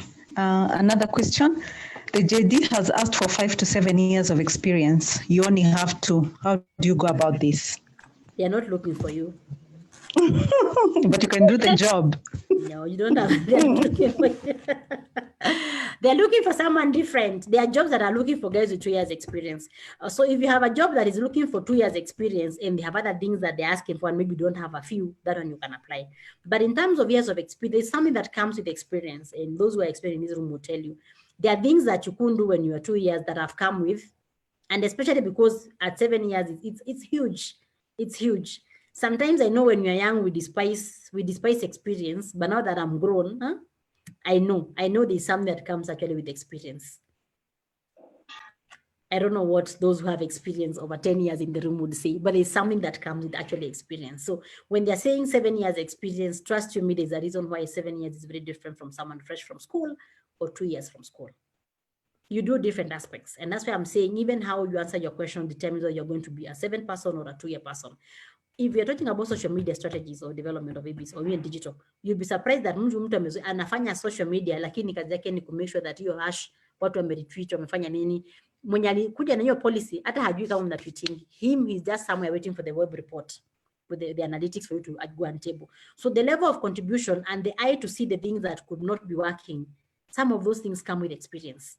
So if they're asking for 7 years, it is not your job. Yours will come. I was there once and I would always go like, when they're looking for 10 years, I'll be like, my God, they're looking for grandmothers. Until I got there and I realized I'm not yet a grandmom. There's space for you. Jen, okay, that's hard in a way, but I'm imagining a class that I isn't employed, formally employed. So I can't say within the last 3 years, I had an employment, for example. But for me, those 3 years is in the space, is doing something. So my experience, sometimes they're looking for 5 to 7 years working experience. But my working experience does not account to formal employment. So how do you compute that in formal employment to actually things that you can put in your CV? So if your CV is only showing 2 years and there's nothing from 2017 to date, the things I'm saying, leave your space, like maybe you have your own blog that you've been writing and maybe editing things for people. Have that in your CV. First of all, take care of the gap, and then 2, to actually show why you feel you have 7 years experience. Even in your cover letters, show why you feel. As much as I'm not working for an organization, whatever you are doing actually counts that experience, but you have to bring it out. But I'm talking of the actual 2 years experience as a job that has 7 years experience. That is different. Yeah. Jen, I have a question about the experience, just building up on what patients and everybody else is asking. You see, there's this setup, when you come from a national, sorry, I am not stepping, I need to put this disclaimer, I'm not stepping on those who work at national level versus those who work at regional level. But you will notice the experience, you might work for 7 years at national level, but someone who's worked for 2 years in a regional setup is better placed than you. In this If they shortlist you, If they shortlist you, go for the interview. If they don't shortlist you, too bad. You see, it's about, we're talking about at the interview level. So at the interview level, now you have already met all those things. They have already liked you. That is different. But if no, we are going back to no job application, if I would imagine. You know what I mean? But if you applied for a job that is for 7 years and you had 2 and they invited you, then that's okay. Now go and GTT, what happened at your qualifications. So the issue now is not about your qualifications. It's the same thing I've said about the gap. The issue is not about now whatever was in your CV or whatever you've been doing. They have seen whatever you sent to them. They have liked you. You are now in the next step. They already shortlisted you. They like you. We are now in the point of kuja jiuze, come sell yourself. So if you're able to say from my regional experience, as much as I don't have ABCD, I've been able to do this and this and this and this and this and this. If you convince them, they are going home with the product. You're the best interviewee, they'll take you home. If they come from the school of saying, even if 2 is not enough, they will not shortlist you. So today we are talking about interviews. Come on, make shortlist, and you have gotten to that level. Ignore all the areas that you feel are your gaps in that. But just know that is your job. So they'll ask you. Like the job I sent you, someone was going for that interview yesterday, and their weakest link was the grant management. So they have done comms for actually 7 years, but they have never done anything to do with grants. So even they were going for the end, they knew that was their weak area, but I told them, you know what, don't be scared, because they shortlisted you. In your CV, you didn't lie about grants. So there's a reason why they think without a grants experience, you can still do the job. So let's understand what is it about grants. So that when they ask you, you don't keep saying pass, pass, pass. You don't interest in job, you know. So if you know that's your weak area, internalize further. See if this question is asked, because it will be a tricky question for me. How do I get out of this market area? Okay. There's another question. So Trish Simiu from Facebook asks, there are instances maybe you're asked to quote the expected salary in your application. This is prior to the interview. Can you still apply the runaway policy? Able to say that again? There are instances where you are asked to state your expected salary in the application. So she's asking, can you still apply the runaway policy, or do you have to state the expected salary? Again, it depends if you're working or not working. If you're working, because I said it depends where you're negotiating from. If it's from a desperate perspective and you're not working, then whatever you quote, please make sure it can actually meet your expenses. You don't want a job that will get into debt. So think about all the things that you want to do and put a figure that you want. If you're working and you're not desperately looking to move, see what percent you want to move for. If you want to move for 30%, load your 30%, put there, say negotiable, ABCD negotiable. You know, because, and there are times that you don't put that and people still shortlist you. Why people put that is because they don't want to waste time with people that they can't afford. Especially when you have a tight budget, like maybe you're paying 200K for this role and you're already on 250, but the people that you have shortlisted, whatever could you the match that we can pay, especially when you have fixed salary ranges, like someone said in government. So you can only pay between 90 and 150. So if you're already earning 180 and you are best in the shortlist, it means we have had a field shortlist, because you have to go back and shortlist again. So there are many reasons why people ask for the salary in advance. It's not always to know how much to offer you, but to even know whether they can actually afford you before you come for the interview. It's a wrong method for shortlisting, but people use it.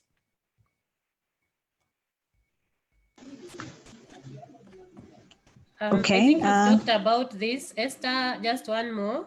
Beryl says, such a nice session. Thank you, Jen. And she asks, how do we go about the question about the years of experience when in real sense there are no less or more or no experience in the job? Well, you're not experienced in the job at the point of application or at the point of interview? She didn't mention at which point, but she's just asking, how do you go about the question about the years of experience when in real sense you have no experience or you have less work experience in the job? Okay, I'll address the less bit. The less bit will depend on how less it is. And if you feel you have the skills, please go ahead and apply it. But if it's at the interview level, all that does not matter. They have called you. Please come sell. I didn't want us to know that. If it's at the interview level and you didn't have the experience and we have said you can come for the interview, imagine there's something that you like about the documents that you sent. And like I said in one of the chats over the week, at this point, your interview, your CV doesn't matter. We'll still peruse through to look for these key questions and things that are not making sense. And talking about CVs and interviews, there are times that people write CVs for you. and you don't read those CVs. So you come for the interview and we ask you something from your CV and you start behaving like it's a stranger. That's my CV. Which part? And it is your document. So if you have someone write your CV, please read that CV, understand it. If there's anything that you don't own in that CV, remove it from your CV. Don't go around carrying a stranger CV claiming that it is yours, because the things that people wrote are not the things that you do, or you don't even know how to do them. So read through, internalize it, and get to understand it. If you're calling for an interview, even if you're missing something or explain that particular idea, just know there's something that we like about you. See how to beat that. If it's at the application stage, if you feel you meet even 60% of what they're looking for, send that application. Okay, I just want to say that I know we are past our time, but we have so many questions coming in, and this is such a great session. So please just hang in there. Let's do a couple of questions. The fact that I can see 69 people online means that we are willing to to stick here and listen. So just bear with us. There's a question: what happens if you don't have the educational qualifications they're asking for, but you feel you're qualified for the job?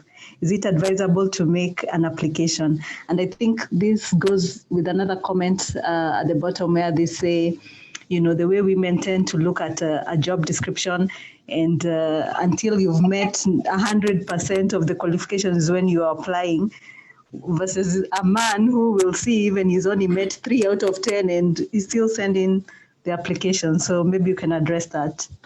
So just to answer that, when you get a job description, you don't apply immediately. When you get an advert, read that advert, sleep over it. You can even take 2 days.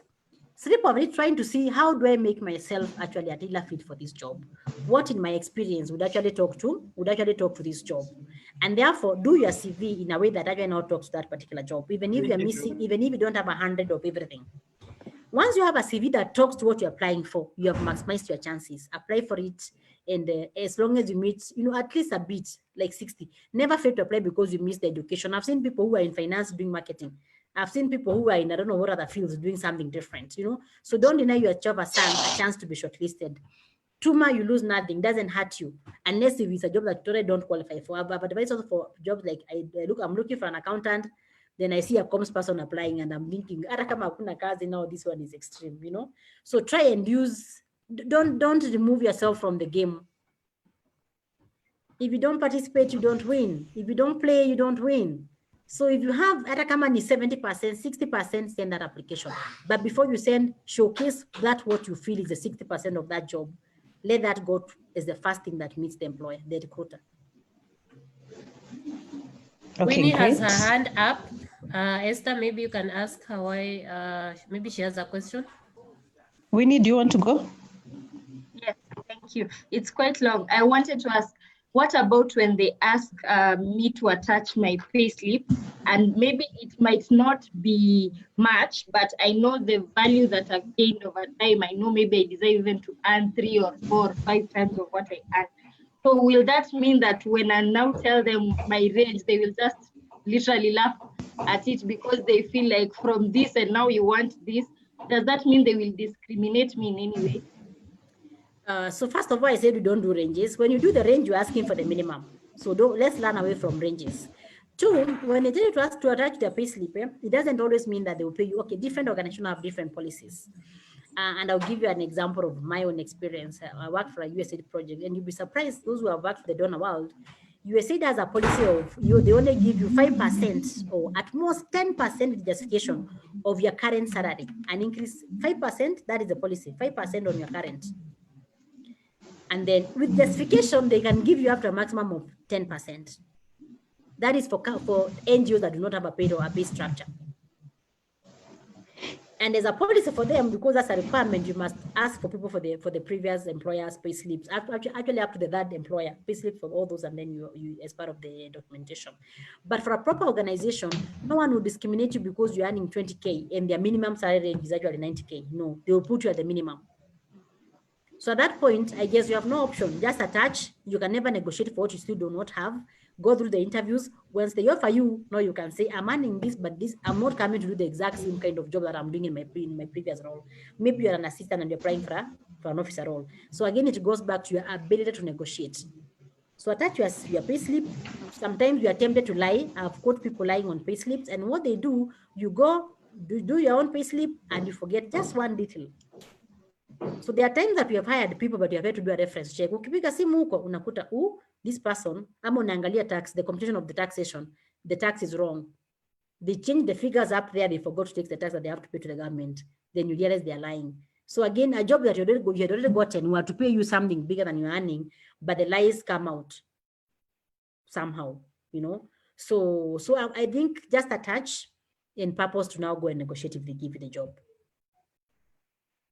There's a time that I took, I thought I was earning too much. It wasn't much, but I thought I was earning too much. So when I went for this interview, I said I earned less because I didn't want them not to take for me for that particular job. I slashed like some 20 Gs.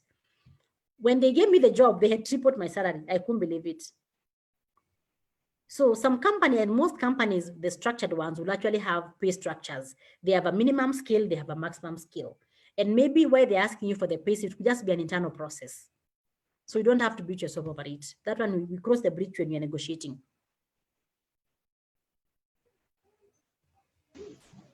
Okay, so in your last employment, you resigned or were sacked. How do you handle this question when they ask you why you left your last job?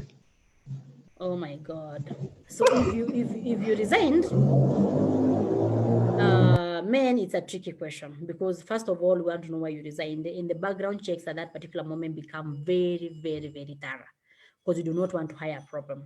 One time when I worked for Chemonics, there's a guy who stole a laptop and he resigned, and we fired him, and he resigned in the process of being fired. So he didn't go through the disciplinary process. Then I changed jobs to a different organization. When I got there, my first assignment was he was actually a comms person. My first assignment was to shortlist for that comms person. Then who do I see?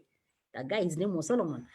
So I see that guy and I'm like, he's in the shortlist? No, this guy stole from ABCD. And therefore, we could not proceed with him. And he was even lying that he was still working for that other place. So what am I saying? If you're having a bad job, because sometimes we resign because we can't take it anymore. We resign because of the emotions. But like I've said before, please don't resign because of another employee. Your manager is also another employee. Please don't resign because of another employee. Stay on, start looking for a job very seriously. Because if you resign, we'll keep asking you and we'll go to that bad manager for reference. So unless if it's really affecting your life, try see how to cope instead of resigning at the heat of the moment, because you don't agree this and this and this and this, you resign without another job. Unless you have really discussed with your best friends, with the people who are able to give sound judgment, please, I advocate for people looking for jobs and they still have that particular job, unless it's a very bad situation. But if you have been fired, too bad. If they fired you because of something that was so terrible, man, I don't know how to go about that.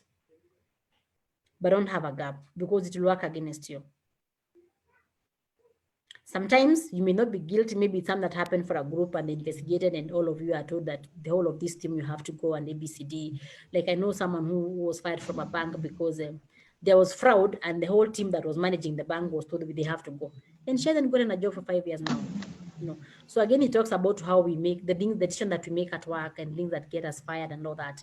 So a call for all of us to actually be, to behave better, don't do the gross misconduct issues that make you be fired, like you start having a side hustle that takes all your time so you don't perform or you don't come to work or you steal, Yeah, so it's a very tricky area when you're fired. And I don't think you should ever say you're fired unless you've,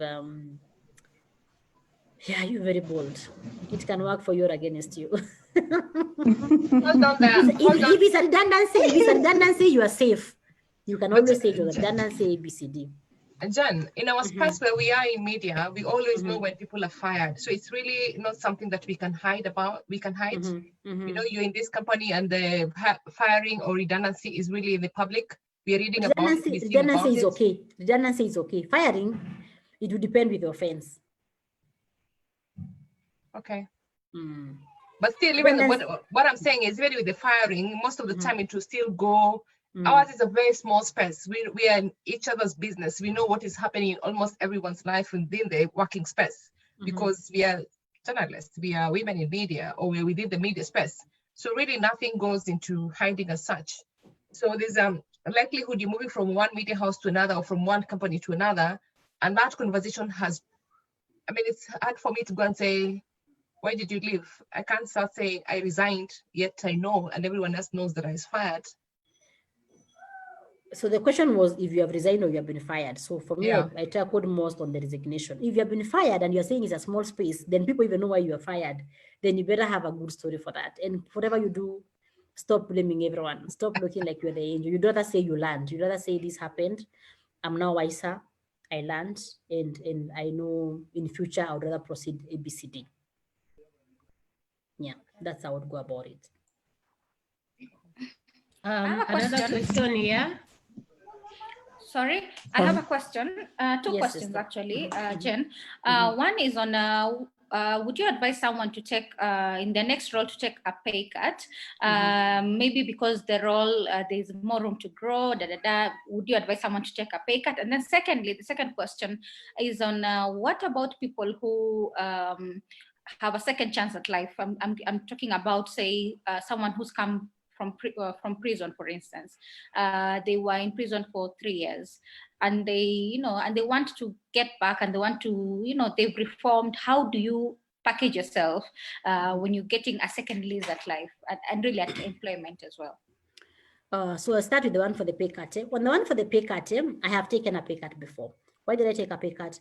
I took a pay cut because I had tried to get into management without luck. They keep putting in adverts that you must have been a manager before and all that. So I applied for this role that was in management, and I was called for the interview. And as much as my title was not manager, I was managing people. My title was a coordinator, but I was managing. I had a team. So I went through the interview and I got the job, but the job was paying me. I was losing actually 50 Gs. I was taking a pay cut of a whole 50 Gs. But I had really tried to actually get into management, and therefore also, and I took it. Why? One, we have different reasons for changing jobs.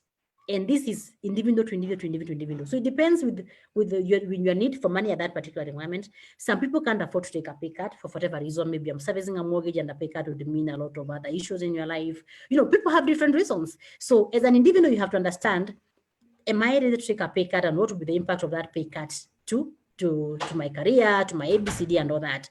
But money will still come. At some point in your career, money is not the only factor that we use to make decisions. There are times that maybe this job has a pay cut, but you really want to work for that particular brand for whatever reason. There are times that you really want to experience a new region. Maybe you've always been a national, you've only worked in Kenya. This job comes, it's managing the whole of Eastern and Southern Africa, but it's paying less. But the scope of exposure, trust me, you recoup that money sometime in the future. So those additions that you make, you have to reason through those the different issues at an individual level and know whether money is the main factor there or you have other reasons to make. But a pay cut is an option, yeah, that I'm sure even here most people have. Some people that I actually know here have taken that for other reasons, so individual to individual. In terms of prison, if you have someone who is going through that, please refer them to me. I would love to work with them to just help them bounce back, because what they suffer from actually most is confidence. Their confidence has been eroded.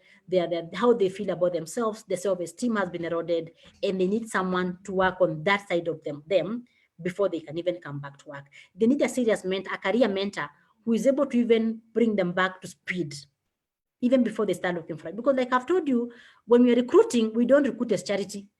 Wherever you work, they pay you because you add value. And if you don't do what you do, they will fire you. Trust you me. They tell you they like you, but they like what you do, not you. It is what you do for them that they like. It is what they pay for that value. So if this person has come from prison or from whatever other, because prison is like another gap, okay, for them, they already have, we already have a discrimination aspect in that for them.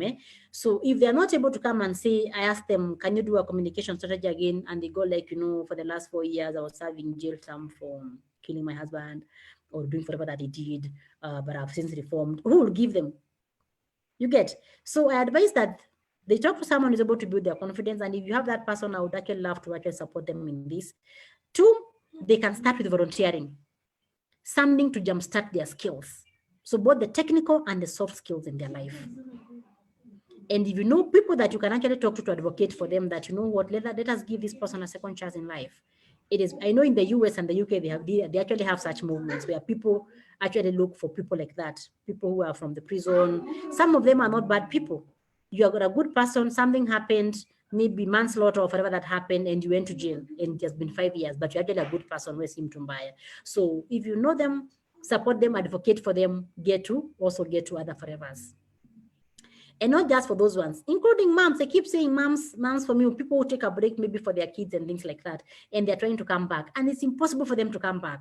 So again, we do the same for them.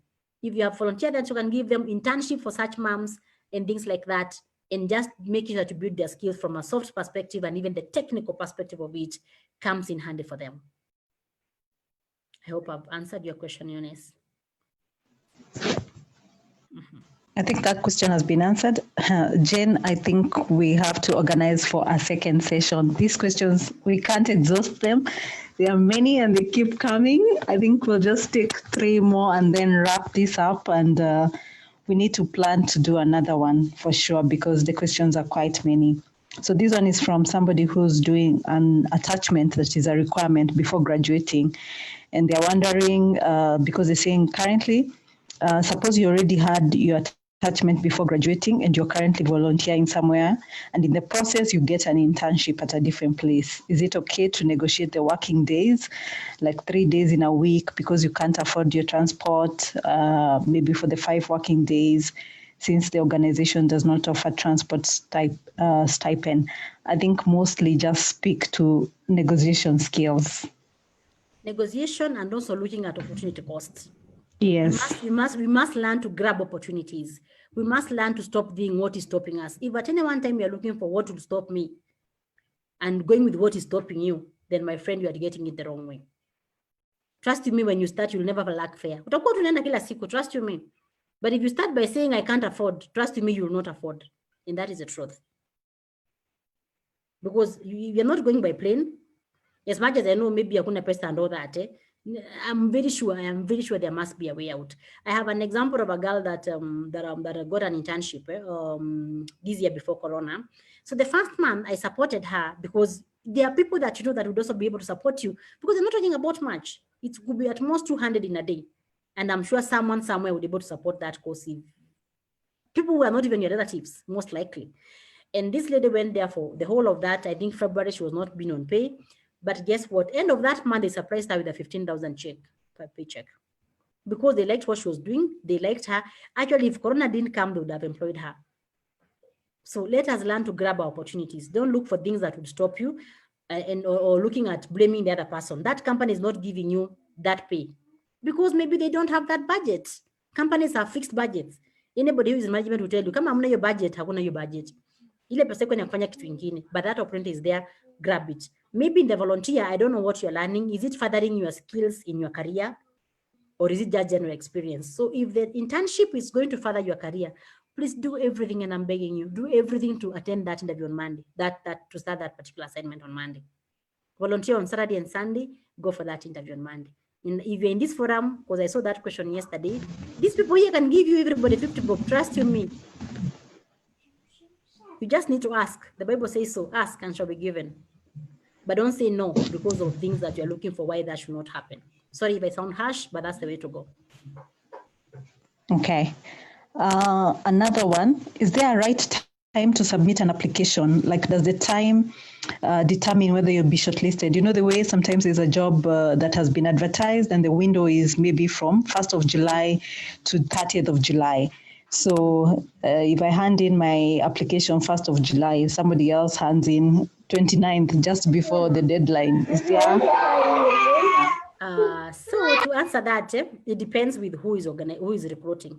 So in some if it's a recruiter like myself who is recruiting, we deal with the first 100 because we have a turnaround time. We want to be known that we deliver. If you request us that you want a communication manager, we tell you we have them in our database, even though we don't have. So we are going to be running an advert. So as they come in, we're actually reviewing, but we have a deadline of 2 weeks, just in case they don't get someone good within the first forever. So as they come in, we're actually shortlisting. If I get my best 10, trust me, I'm having interviews the day after tomorrow. The advert was today. I shortlist as they come in. Tomorrow I schedule. On Tuesday, we'll be having interviews. If I get good people, when the advert is still running, the client will already have my names, the names that I've shortlisted, the people that I think we should be seeing. If it's a company like BBC or whichever other company, they have policies. When we say a deadline is this particular day, we have to wait for everybody to apply them before we start shortlisting. So it depends with the company to company. Some offices will have policies that they are there, but then they can't mislead people. If it's an agency, trust me, turnaround time is very important from our clients. So if you see it is, I don't know which organization that is recruiting on behalf of ABCD, please purpose to put your application at least within 2 days at most. If it is credible people like the UN, Safaricom, I don't know who else, those proper organizations, they will leave within the 2 weeks. Watagoja, kila mtu apply, then they'll do the shortlisting. But bottom line, don't just be forwarding your CV. Papa, unaona tu CV, unasema tu let me log in, unatuma. It is very important to read that job, even before you go for the interview, for the application stage. This JD is your Bible for everything.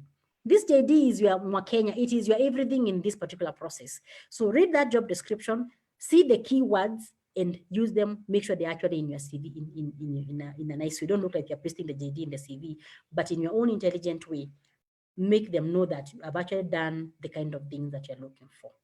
So if you just send as soon as you see, you'll send the wrong thing. Some people don't even change the subject cover up or and remember to label your CVs. Eunice talked about that. We keep seeing people saying my CV. So a job comes, subject title of my CV. Who is mine? Jen, is there an age limit when we should stop applying for jobs? Somebody asked that. I think for sure, by the way, I think women, we have the, we suffer from this where I think it's the questioning, wondering, am I still eligible in the market for a job? So it's a valid question. It's a valid question, and actually it's one of the discriminations that when you're teaching recruitment, when you're teaching managers on how to do recruitments, one of the things that we tell them about discrimination is actually the ageism, age discrimination based on age. People discriminate because you're a woman, they discriminate you because you're Black, they discriminate you because of ABCD, and age is actually a factor in that particular bracket of people being discriminated. So it depends, and I'm going to talk about it in a different perspective, from a perspective of career management. So as you start your career, Stella and the others that are in the group, you're still young, it's very important to have a career plan. If you're going to be applying for a job as an assistant after 10 years, 15 years of working, my sister, no one will shortlist you. And if they shortlist you, the job will frustrate you if you get it, because you'll be getting instructions from a 24-year-old when you are 45. It becomes very, very, very frustrating. So I've used this word before here, let us stop being fixed assets. What is a fixed asset? A fixed asset is something that does not appreciate, like the office vehicle, the furniture, the laptops. They belong to that particular position. They don't appreciate, they just depreciate. We bought it at 70,000. Now we can dispose for 5,000 to anybody who cares to buy this laptop for their use at home by their kids, or we go donate somewhere for free. You know what I mean? As much as it has been of high value for us for the last 5 years, 4 years, whichever number of years. So if you stay in that company, if you're not growing, my friend, you have to know how to grow elsewhere. Because those jobs that come, that we apply as we mature, they come with skills and they come with age. There are jobs that at my age that someone who came from school last year can't qualify for. The jobs that Eunice, Patience, and the people in that level will be applying are not the same jobs that someone who came from school yesterday, 2 years ago, will be applying for. So age gives you different opportunities. Make sure you are ready for the opportunities that are equivalent for your age. Even as you go, I saw someone saying 57 in the chat. Even as you get to that 57 age, if you're not going to retire, and you're very young actually, because my dad is 60 and he's retiring this September, but he looks very young. So even as you go there, have that plan. Don't let other people manage your career. People give you jobs, but your career is your pure business. Nobody can manage for your career. Don't delegate that. So don't be saying we're not promoting you. As we give you the job that is available, managing your career is your business, your personal business. So that has to be very key. If you feel now you have outgrown being an assistant, do your career mapping, get to understand if I have to move to the next level of being a director, what do I need in my plate? And start working on how to fill that, I call it the skills gap. You're already a manager, you have been a manager, you have been a head of department for the last 5 years, you are now 45, you're approaching 50, or you're even 52 or so. The next level, you want to be a director. Otherwise, you if they let you go, you'll have a problem getting something else. And that's why we even transition to even having our own agencies or organizations, because then you have to also be able to control the space. The worst thing you can do is be home not knowing what to do, even if you have the money. Waking up in the morning, TV is no longer interesting, the stories there are depressing you, all that. So you have to make sure that you remain relevant to the world at any one time. Beatrice, your hand is up. Do you want to ask the question? Maybe before Beatrice asked, just so that we're still within age, are there jobs that are too... There was an issue of how you exit Sorry? an organization. There was that question on whether you resign or you are sacked from a job, and I just wanted. Beatrice again. There's an issue about Beatrice. Just come again. There was a discussion on whether you resigned from your job or whether you were sacked. Fired. And I just want to follow up in that some organizations give people options.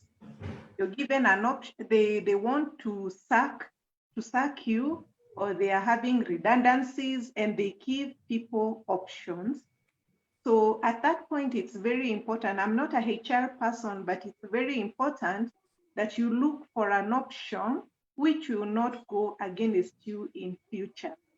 So let's say this company wants to sack you, but they give you the option of maybe resign. I think it would be good to look at those options, consult HR people on which is the best option for you to leave an organization when you actually lost the job. If we have a HR person, they can advise us on which options should be the best, because it will disadvantage you in future. Let me just respond to Beatrice. Thank you, Beatrice, for that comment. If you're being fired, if you're resigning amidst disciplinary action, it doesn't help. Okay, your file will say you resigned there, but the show cause letters, the warnings will still be there. So I went back to saying, let us be people who stay on the right path. Sometimes it's not possible, maybe for whatever reason, but try not to have those warnings and all those things. Try not to be the person that has to face disciplinary action for things that you would have avoided. But when it comes to redundancy, and then you are choosing between being given voluntary resignation for more money and redundancy, that one is a financial decision. See which one gives you more money, because either way you are going, either you are going through redundancy or through voluntary resignation. So hujafanya makosa yote. You see, the thing is, when you come to seek a reference check, what will your former employer tell us? So if you went home through a voluntary what do they call it? Resignation plan or whatever that they call it, hujafanya makosa yote. They will still give us a positive reference check for you, and that is what is important. But if you're going to make more money from that, and either way you're going home, please make more money.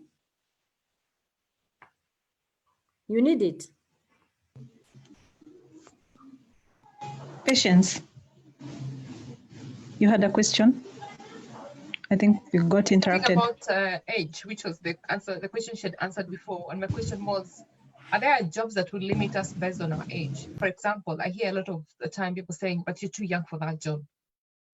No, you can't apply for that job yet, So sometimes are we just shortchanging ourselves based because of age, or is it just okay for you to say, I'm going to apply for it, at least let me get to that level? So if they, will we be, what is the question maybe I should be asking? I hear you. Yeah, the thing is, when people tell you, you can't do this because of this, not just very many things, and they are called limiting beliefs. When you have so many limiting things and those things are not even founded. If you are qualified for the job, why should someone bring an age? And the advert never requested for an age factor. The advert did not say above 22. If you're 21 for that matter, you know what I mean? So if the advert is not disqualifying you on age, please let nobody disqualify you from that particular position. Apply. Watch waende wakaseme ufai. But someone who is not even in the panel, someone who does not even understand what they're recruiting for is telling you to stop. Why are you listening to them? Yeah, so go for it. We have people who are very young. We have MDs who are very young because they have been told, you know what, go for it. We have people who are running businesses, enterprise, and some people are still telling them, you need to first be employed. You can't do ABCD. But they said no. So please, yes to greatness any day. Okay. Great. There's a salary question. I know you said the salary is not a range, but you've applied for a job in the government and they declare a salary range in the job, even in the advertisement. So are you stuck with that range, or can you ask for higher than the maximum figure that is given in that range? I think Gava kudanga negotiations. Me, I haven't worked for government, but I think government doesn't have negotiations. I think even in private sector, when tell you the range is, because we have salary grades, they will tell you salary for our communications assistant is from 80K to maybe 150K. If they tell you that, you cannot get 151 unless if it's a promotion that is taking you to the next grade. So it's either we can afford you, or sorry, we have to let you go. And I think even for government, it's the same. They have very serious job grades. If your job belongs to job H, job grade H, I hear them saying about things like that. Then you can never move to job grade F if there's one called F. Come when you are H, utakaa hapo kwa H until that time when you're promoted to the next grade.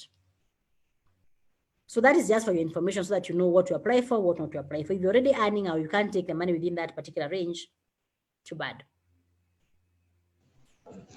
Okay, somebody said they came across a recruiter who asked, why do you need more money, or do you have children? You know, because quote unquote, that is their definition of responsibility, and you have none, but you still want the money. So how do you handle such? Like I said earlier, okay, first of all, that's an illegal question. Any seasoned recruiter will not ask such silly questions. Nobody will ask you, are you married? Do you have children? Why are you pregnant, or are you pregnant? You know, all those things are illegal questions. Even age, we have a way of asking age without asking you your age. I will ask you, so when did you clear high school?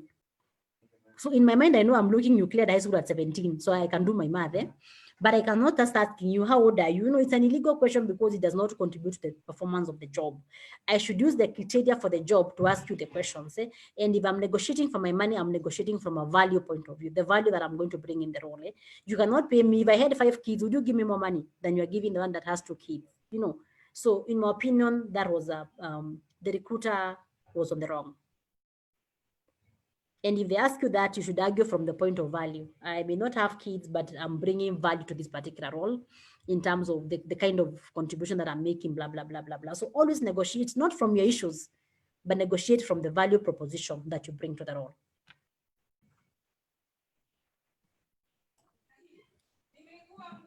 There's another question here.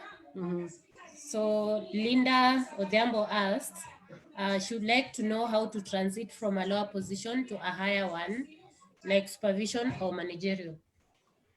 So the first thing is a gap analysis, what I was talking about, the career management, the career planning. So start looking at those managerial jobs that you're eyeing for. See, what is your gap? What is your gap? What exactly are you in? And like I said about the language, so sometimes you've been in this role for 5 years, but you don't seem to move from the officer to the next level. Most of the times, it is the language that you're using in your interview. If you've been shortlisted, most of the time, it's the language that you're using. Okay, that is one of the reasons. When you keep saying, so my work involves, how do I put this? What example do I use in communication? Let me use an example for HR. So for an example for HR, an assistant would be given the work of maybe long listing and calling guys for interviews. If you're a manager and you have an assistant, you may not be involved in calling guys for interviews and scheduling the interviews. Your manager will be the person who developed that recruitment policy, should be the person who is involved in making sure that people are there to ABCD what the policy is saying. So there's that language of if you sound too mkono in your interviews as much as you have done strategic work, then you lose it. So this is part of where you have to use now your strategic negotiation and communication skills. You showcase, emulate, and show that you're actually at that level that they are looking someone for. Another gap could be managing people. So when they start saying, have you managed people before? I don't know why they keep taking us hiring on period on experience. If you find me in the panel, I'll ask you a hypothetical question for that one instead of asking you from past experience. How would you motivate an employee? How would you? Because I know we all grow from a point of we have not managed one to a point of we have managed someone, but sometimes they will insist on that. So see your gap and see how you start closing that gap, including maybe those manager jobs are looking for a master's. It is your time now to go to school, do that master's. Maybe they are looking for skills, I don't know, in what short courses in ABCD. Look at those skills, see how to build that particular aspect so that you get ready. When the opportunity comes, if it finds that you're not ready, utakuwa unasema, guy, hii naweza fanya lakini sina hii, siwezi apply. Hii naona, but I don't have this, siwezi apply. So do your gap analysis now and see how to start building those skills that you need for that management role in another 2 years, 1 year or so. I hope I've answered that one. Thank you, Jen. Moses, thanks for following. So Moses asked, can you introduce new documents that were not included while applying? And is it in order to make follow-ups when a number of days have passed and you've not received any feedback? And lastly, he asked, recruiters ask, why are you seeking another job yet you are employed? So how do you answer those?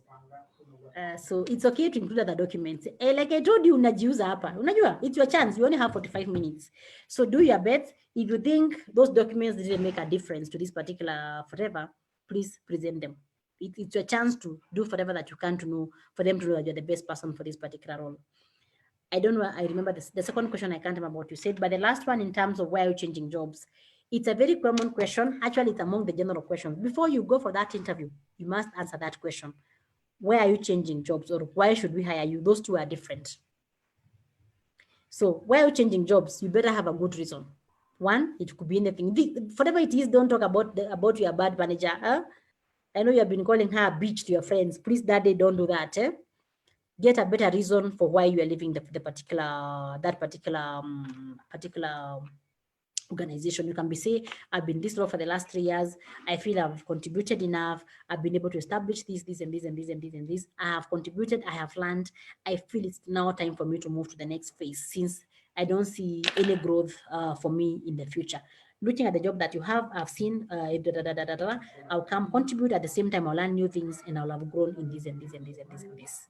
If it is retrenchment, you can say there's a retrenchment happening, ABCD, and But whatever you do, don't start talking about the relationship with your boss being very straining. That will work against you. The second question was, can you make a follow-up? Oh, the follow-up question. Why do we do follow-ups? I know Gogo says we do follow-ups, but my personal opinion, I keep wondering why people do follow-ups. Kama tumekupenda tutakuita.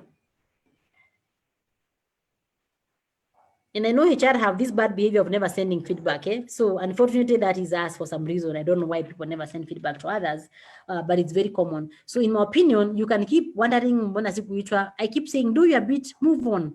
Do the interview. Sometimes they stress us so much because you keep thinking that they'll call you, but they're choosing from a group of you, and it can swing either way. You can win or you can lose. And it's okay. You are still okay without it. Utapata ingine. So I think you should just stop not getting frustrated and wanting to keep calling and asking what is happening and ABCD. My personal opinion, if they liked you, they'll come back. Unless, of course, it's a very particular case. Some cases are different. You want to know if you missed a communication from them on one or two things.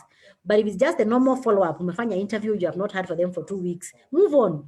If they want to, they'll come.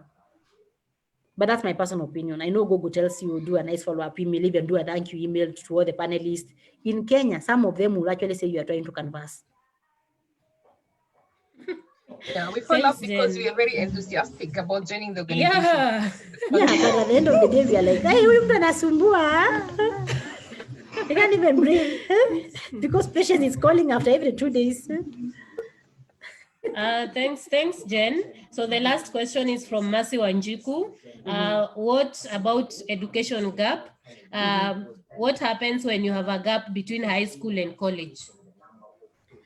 I think people will love you, most likely, because people who do that are people who maybe for whatever reason, sometimes they lack funds, whatever that, but most of the time, it's maybe you could not get the school fees to go to school. It just shows that you're actually very determined. You took your break, but instead of kupotea kabisa, you came back and did stuff and things like that. I would never discriminate anyone because of that. And I think most people wouldn't. I would imagine most people who have done that have very, very impressive stories on how they had to work, save, I don't know, do what, so they can go back to school and ABCD, and then, finally you finish and all that. But if you happen to be in such a situation, the years that you're not at school, do something that will actually improve your skills and make you also competitive and learn one or two things. Again, if you're also in school, because I saw patients saying university students, if you're in school, don't just to stay home, sitting, waiting for people to get you internships. Learn to also do things for yourself. I know we keep talking about you, calling you millennials and the way we have to do everything for you. Your mother has to call the hiring manager, putting out for you. My daughter is coming there, I can bring her. They drive you to work and all that. Please, let us just also start doing things for ourselves. Your parents cannot do everything for you. They may not get you that internship. And when your parents send you somewhere for an internship, again, speaking from my own experience, all the places that my father sent me to go and interview actually failed because I never prepared. I woke up, showered, nikaenda because my dad has already talked. Kumbe, it was an interview. You get there, you ask very basic questions, you don't answer anything. Your father doesn't hear from the manager ever. Because you assumed everything has been lined up for you. So even if it's your parents sending you there, please prepare before you go. Assume you don't know anyone. Assume they're not hiring you because your father knows them or your mom knows them. it is because of your value and the skills that you're bringing. They're hiring you for what you're going to bring on board, not because you have a godfather or because you know someone, you know. Very, very key. And look for those internships. Don't stay home watching Netflix the whole day. Yeah? Or whatever that you do when you're not having something. Go to YouTube, learn something, you know, learn to do things, follow people that are able to make you learn things if you're in school. Usikubali to just time passes and you have not learned anything. Build experience while in school. Okay, and with that, I think we wrap this up. I've saved all the chats, the conversations on chat. What I'll do is I just want to answer one. Someone is saying, okay, does it help to send a thank you note after the interview? Does it help your chances? No. If you performed poorly, you performed poorly. If you performed well, you performed well. And then two, that is when you send that, we just know you have learned. Even if it's a don't go in our beer, you know, send a thank you note. Why are you thanking us exactly? Because we interviewed you and we are the ones looking for people. For the opportunity. But you're the ones looking for people. You're trying to converse, actually. So ideally, the only thing that helps you is how you perform in the interview. Even if you don't send a thank you note and you are the best, we will still call you. Even if you send 5 thank you notes and you did a poor job, we will still send you the regret if you're lucky. All right. Thank you so much, Jane. Like I was saying, I've saved these questions because there are quite a number of questions still on the chat. I've saved them. I'll send them to you. I think you can address them and in the group WhatsApp group, and just answer them. Because we have to end the session. We are not able to take more, but we will organize for another session. And also Jane is available. You can always reach out to her. She's available for coaching. You know, we have her number, so we can always reach out to her and get a session with her. And with that, I will invite Patience to come and give the vote of thanks and the closing remarks. Patience. Thank you, ladies, for this wonderful time we've had with Jen. I think we had planned for 1.5 hours. It's probably gone for 2 hours. 2.5 almost. Yeah. So I think it's really more than, but we needed to have our questions answered. And I know we still have more questions that are still not answered and probably will be shared by Esther Karago. Please, Jen, find time to answer those questions because they're important to us. This is really our biggest step for us between now and our next steps in life. So for your wonderful time and for always willing to volunteer. Jen is my personal friend. I've called her before when I've hosted my mentees and she's come home and done this for free. And I know for sure I'm always indebted to you. So thank you for always doing this for us. I know you will charge handsomely for this kind of a job to do, but we are very grateful and most of us have learned. I like what Noella has said. In 2020, we are fixing stuff. So part of the things that we're doing today is fixing stuff and shooting, and you've been shooting from all angles. Thank you for telling us that we shall not be fixed assets in those we plan to. I think there's a background noise. Maybe it's from me, Jen. I don't know who is unmuted. Yeah, for sure. Yeah, but anyway, yes. So I'm just saying thank you so much for your time and for always willing to do this. We're happy to have you again if we need another chance. So maybe the members will guide in the group whether we need another session with you. And if we do, we hope that you will say yes and we can do this again. So asanteni sana. And for all Kenyans, I want to share that I understand that Papa Shirandula has died or has passed on. So poleni sana kwa kila mtu. You know, we will all mourn him. We have seen his face. He's always been on our TV stations. So it's going to be such a hard time for many people, and think family and friends. So poleni sana, I mourn with you, all of you. So asanteni sana and enjoy your weekend. Thank you. Back to you, Esther. All right.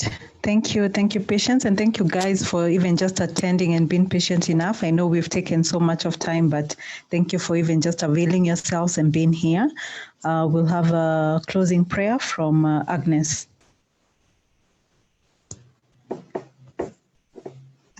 Hello, I hope you can all hear me. Yes, we can. Good, let us pray. Dear Heavenly Father, we thank you for the gift of life. We thank you for your guidance, for your protection, and for your knowledge. We pray for your wisdom. And Lord, we thank you for this gathering that we have had. Thank you for each and every person that joined. Heavenly Father, may you guide them and may you protect them. May you give them knowledge and understanding, not only of your word, but of any other of their heart desires. We give you all the praise and we give you all the honor. As we depart, Heavenly Father, may you be our guide and our protector. We also commit Papa Shirandula family in your able hands, O Lord. May you comfort them during this difficult time that they may be going through. We give you all the praise and we give you all the honor. For it is in Jesus' name we do pray, believing and trusting. Amen. Amen. Amen. Amen. Okay, we'll take a break for 2 weeks and then come back for another session. But in the meantime, we'll organize with Jane and see when best to do another session. It seems this is quite a popular one, and there's still many questions to be answered. So, with that said, you're free to leave. It's now meet and greet. Find somebody.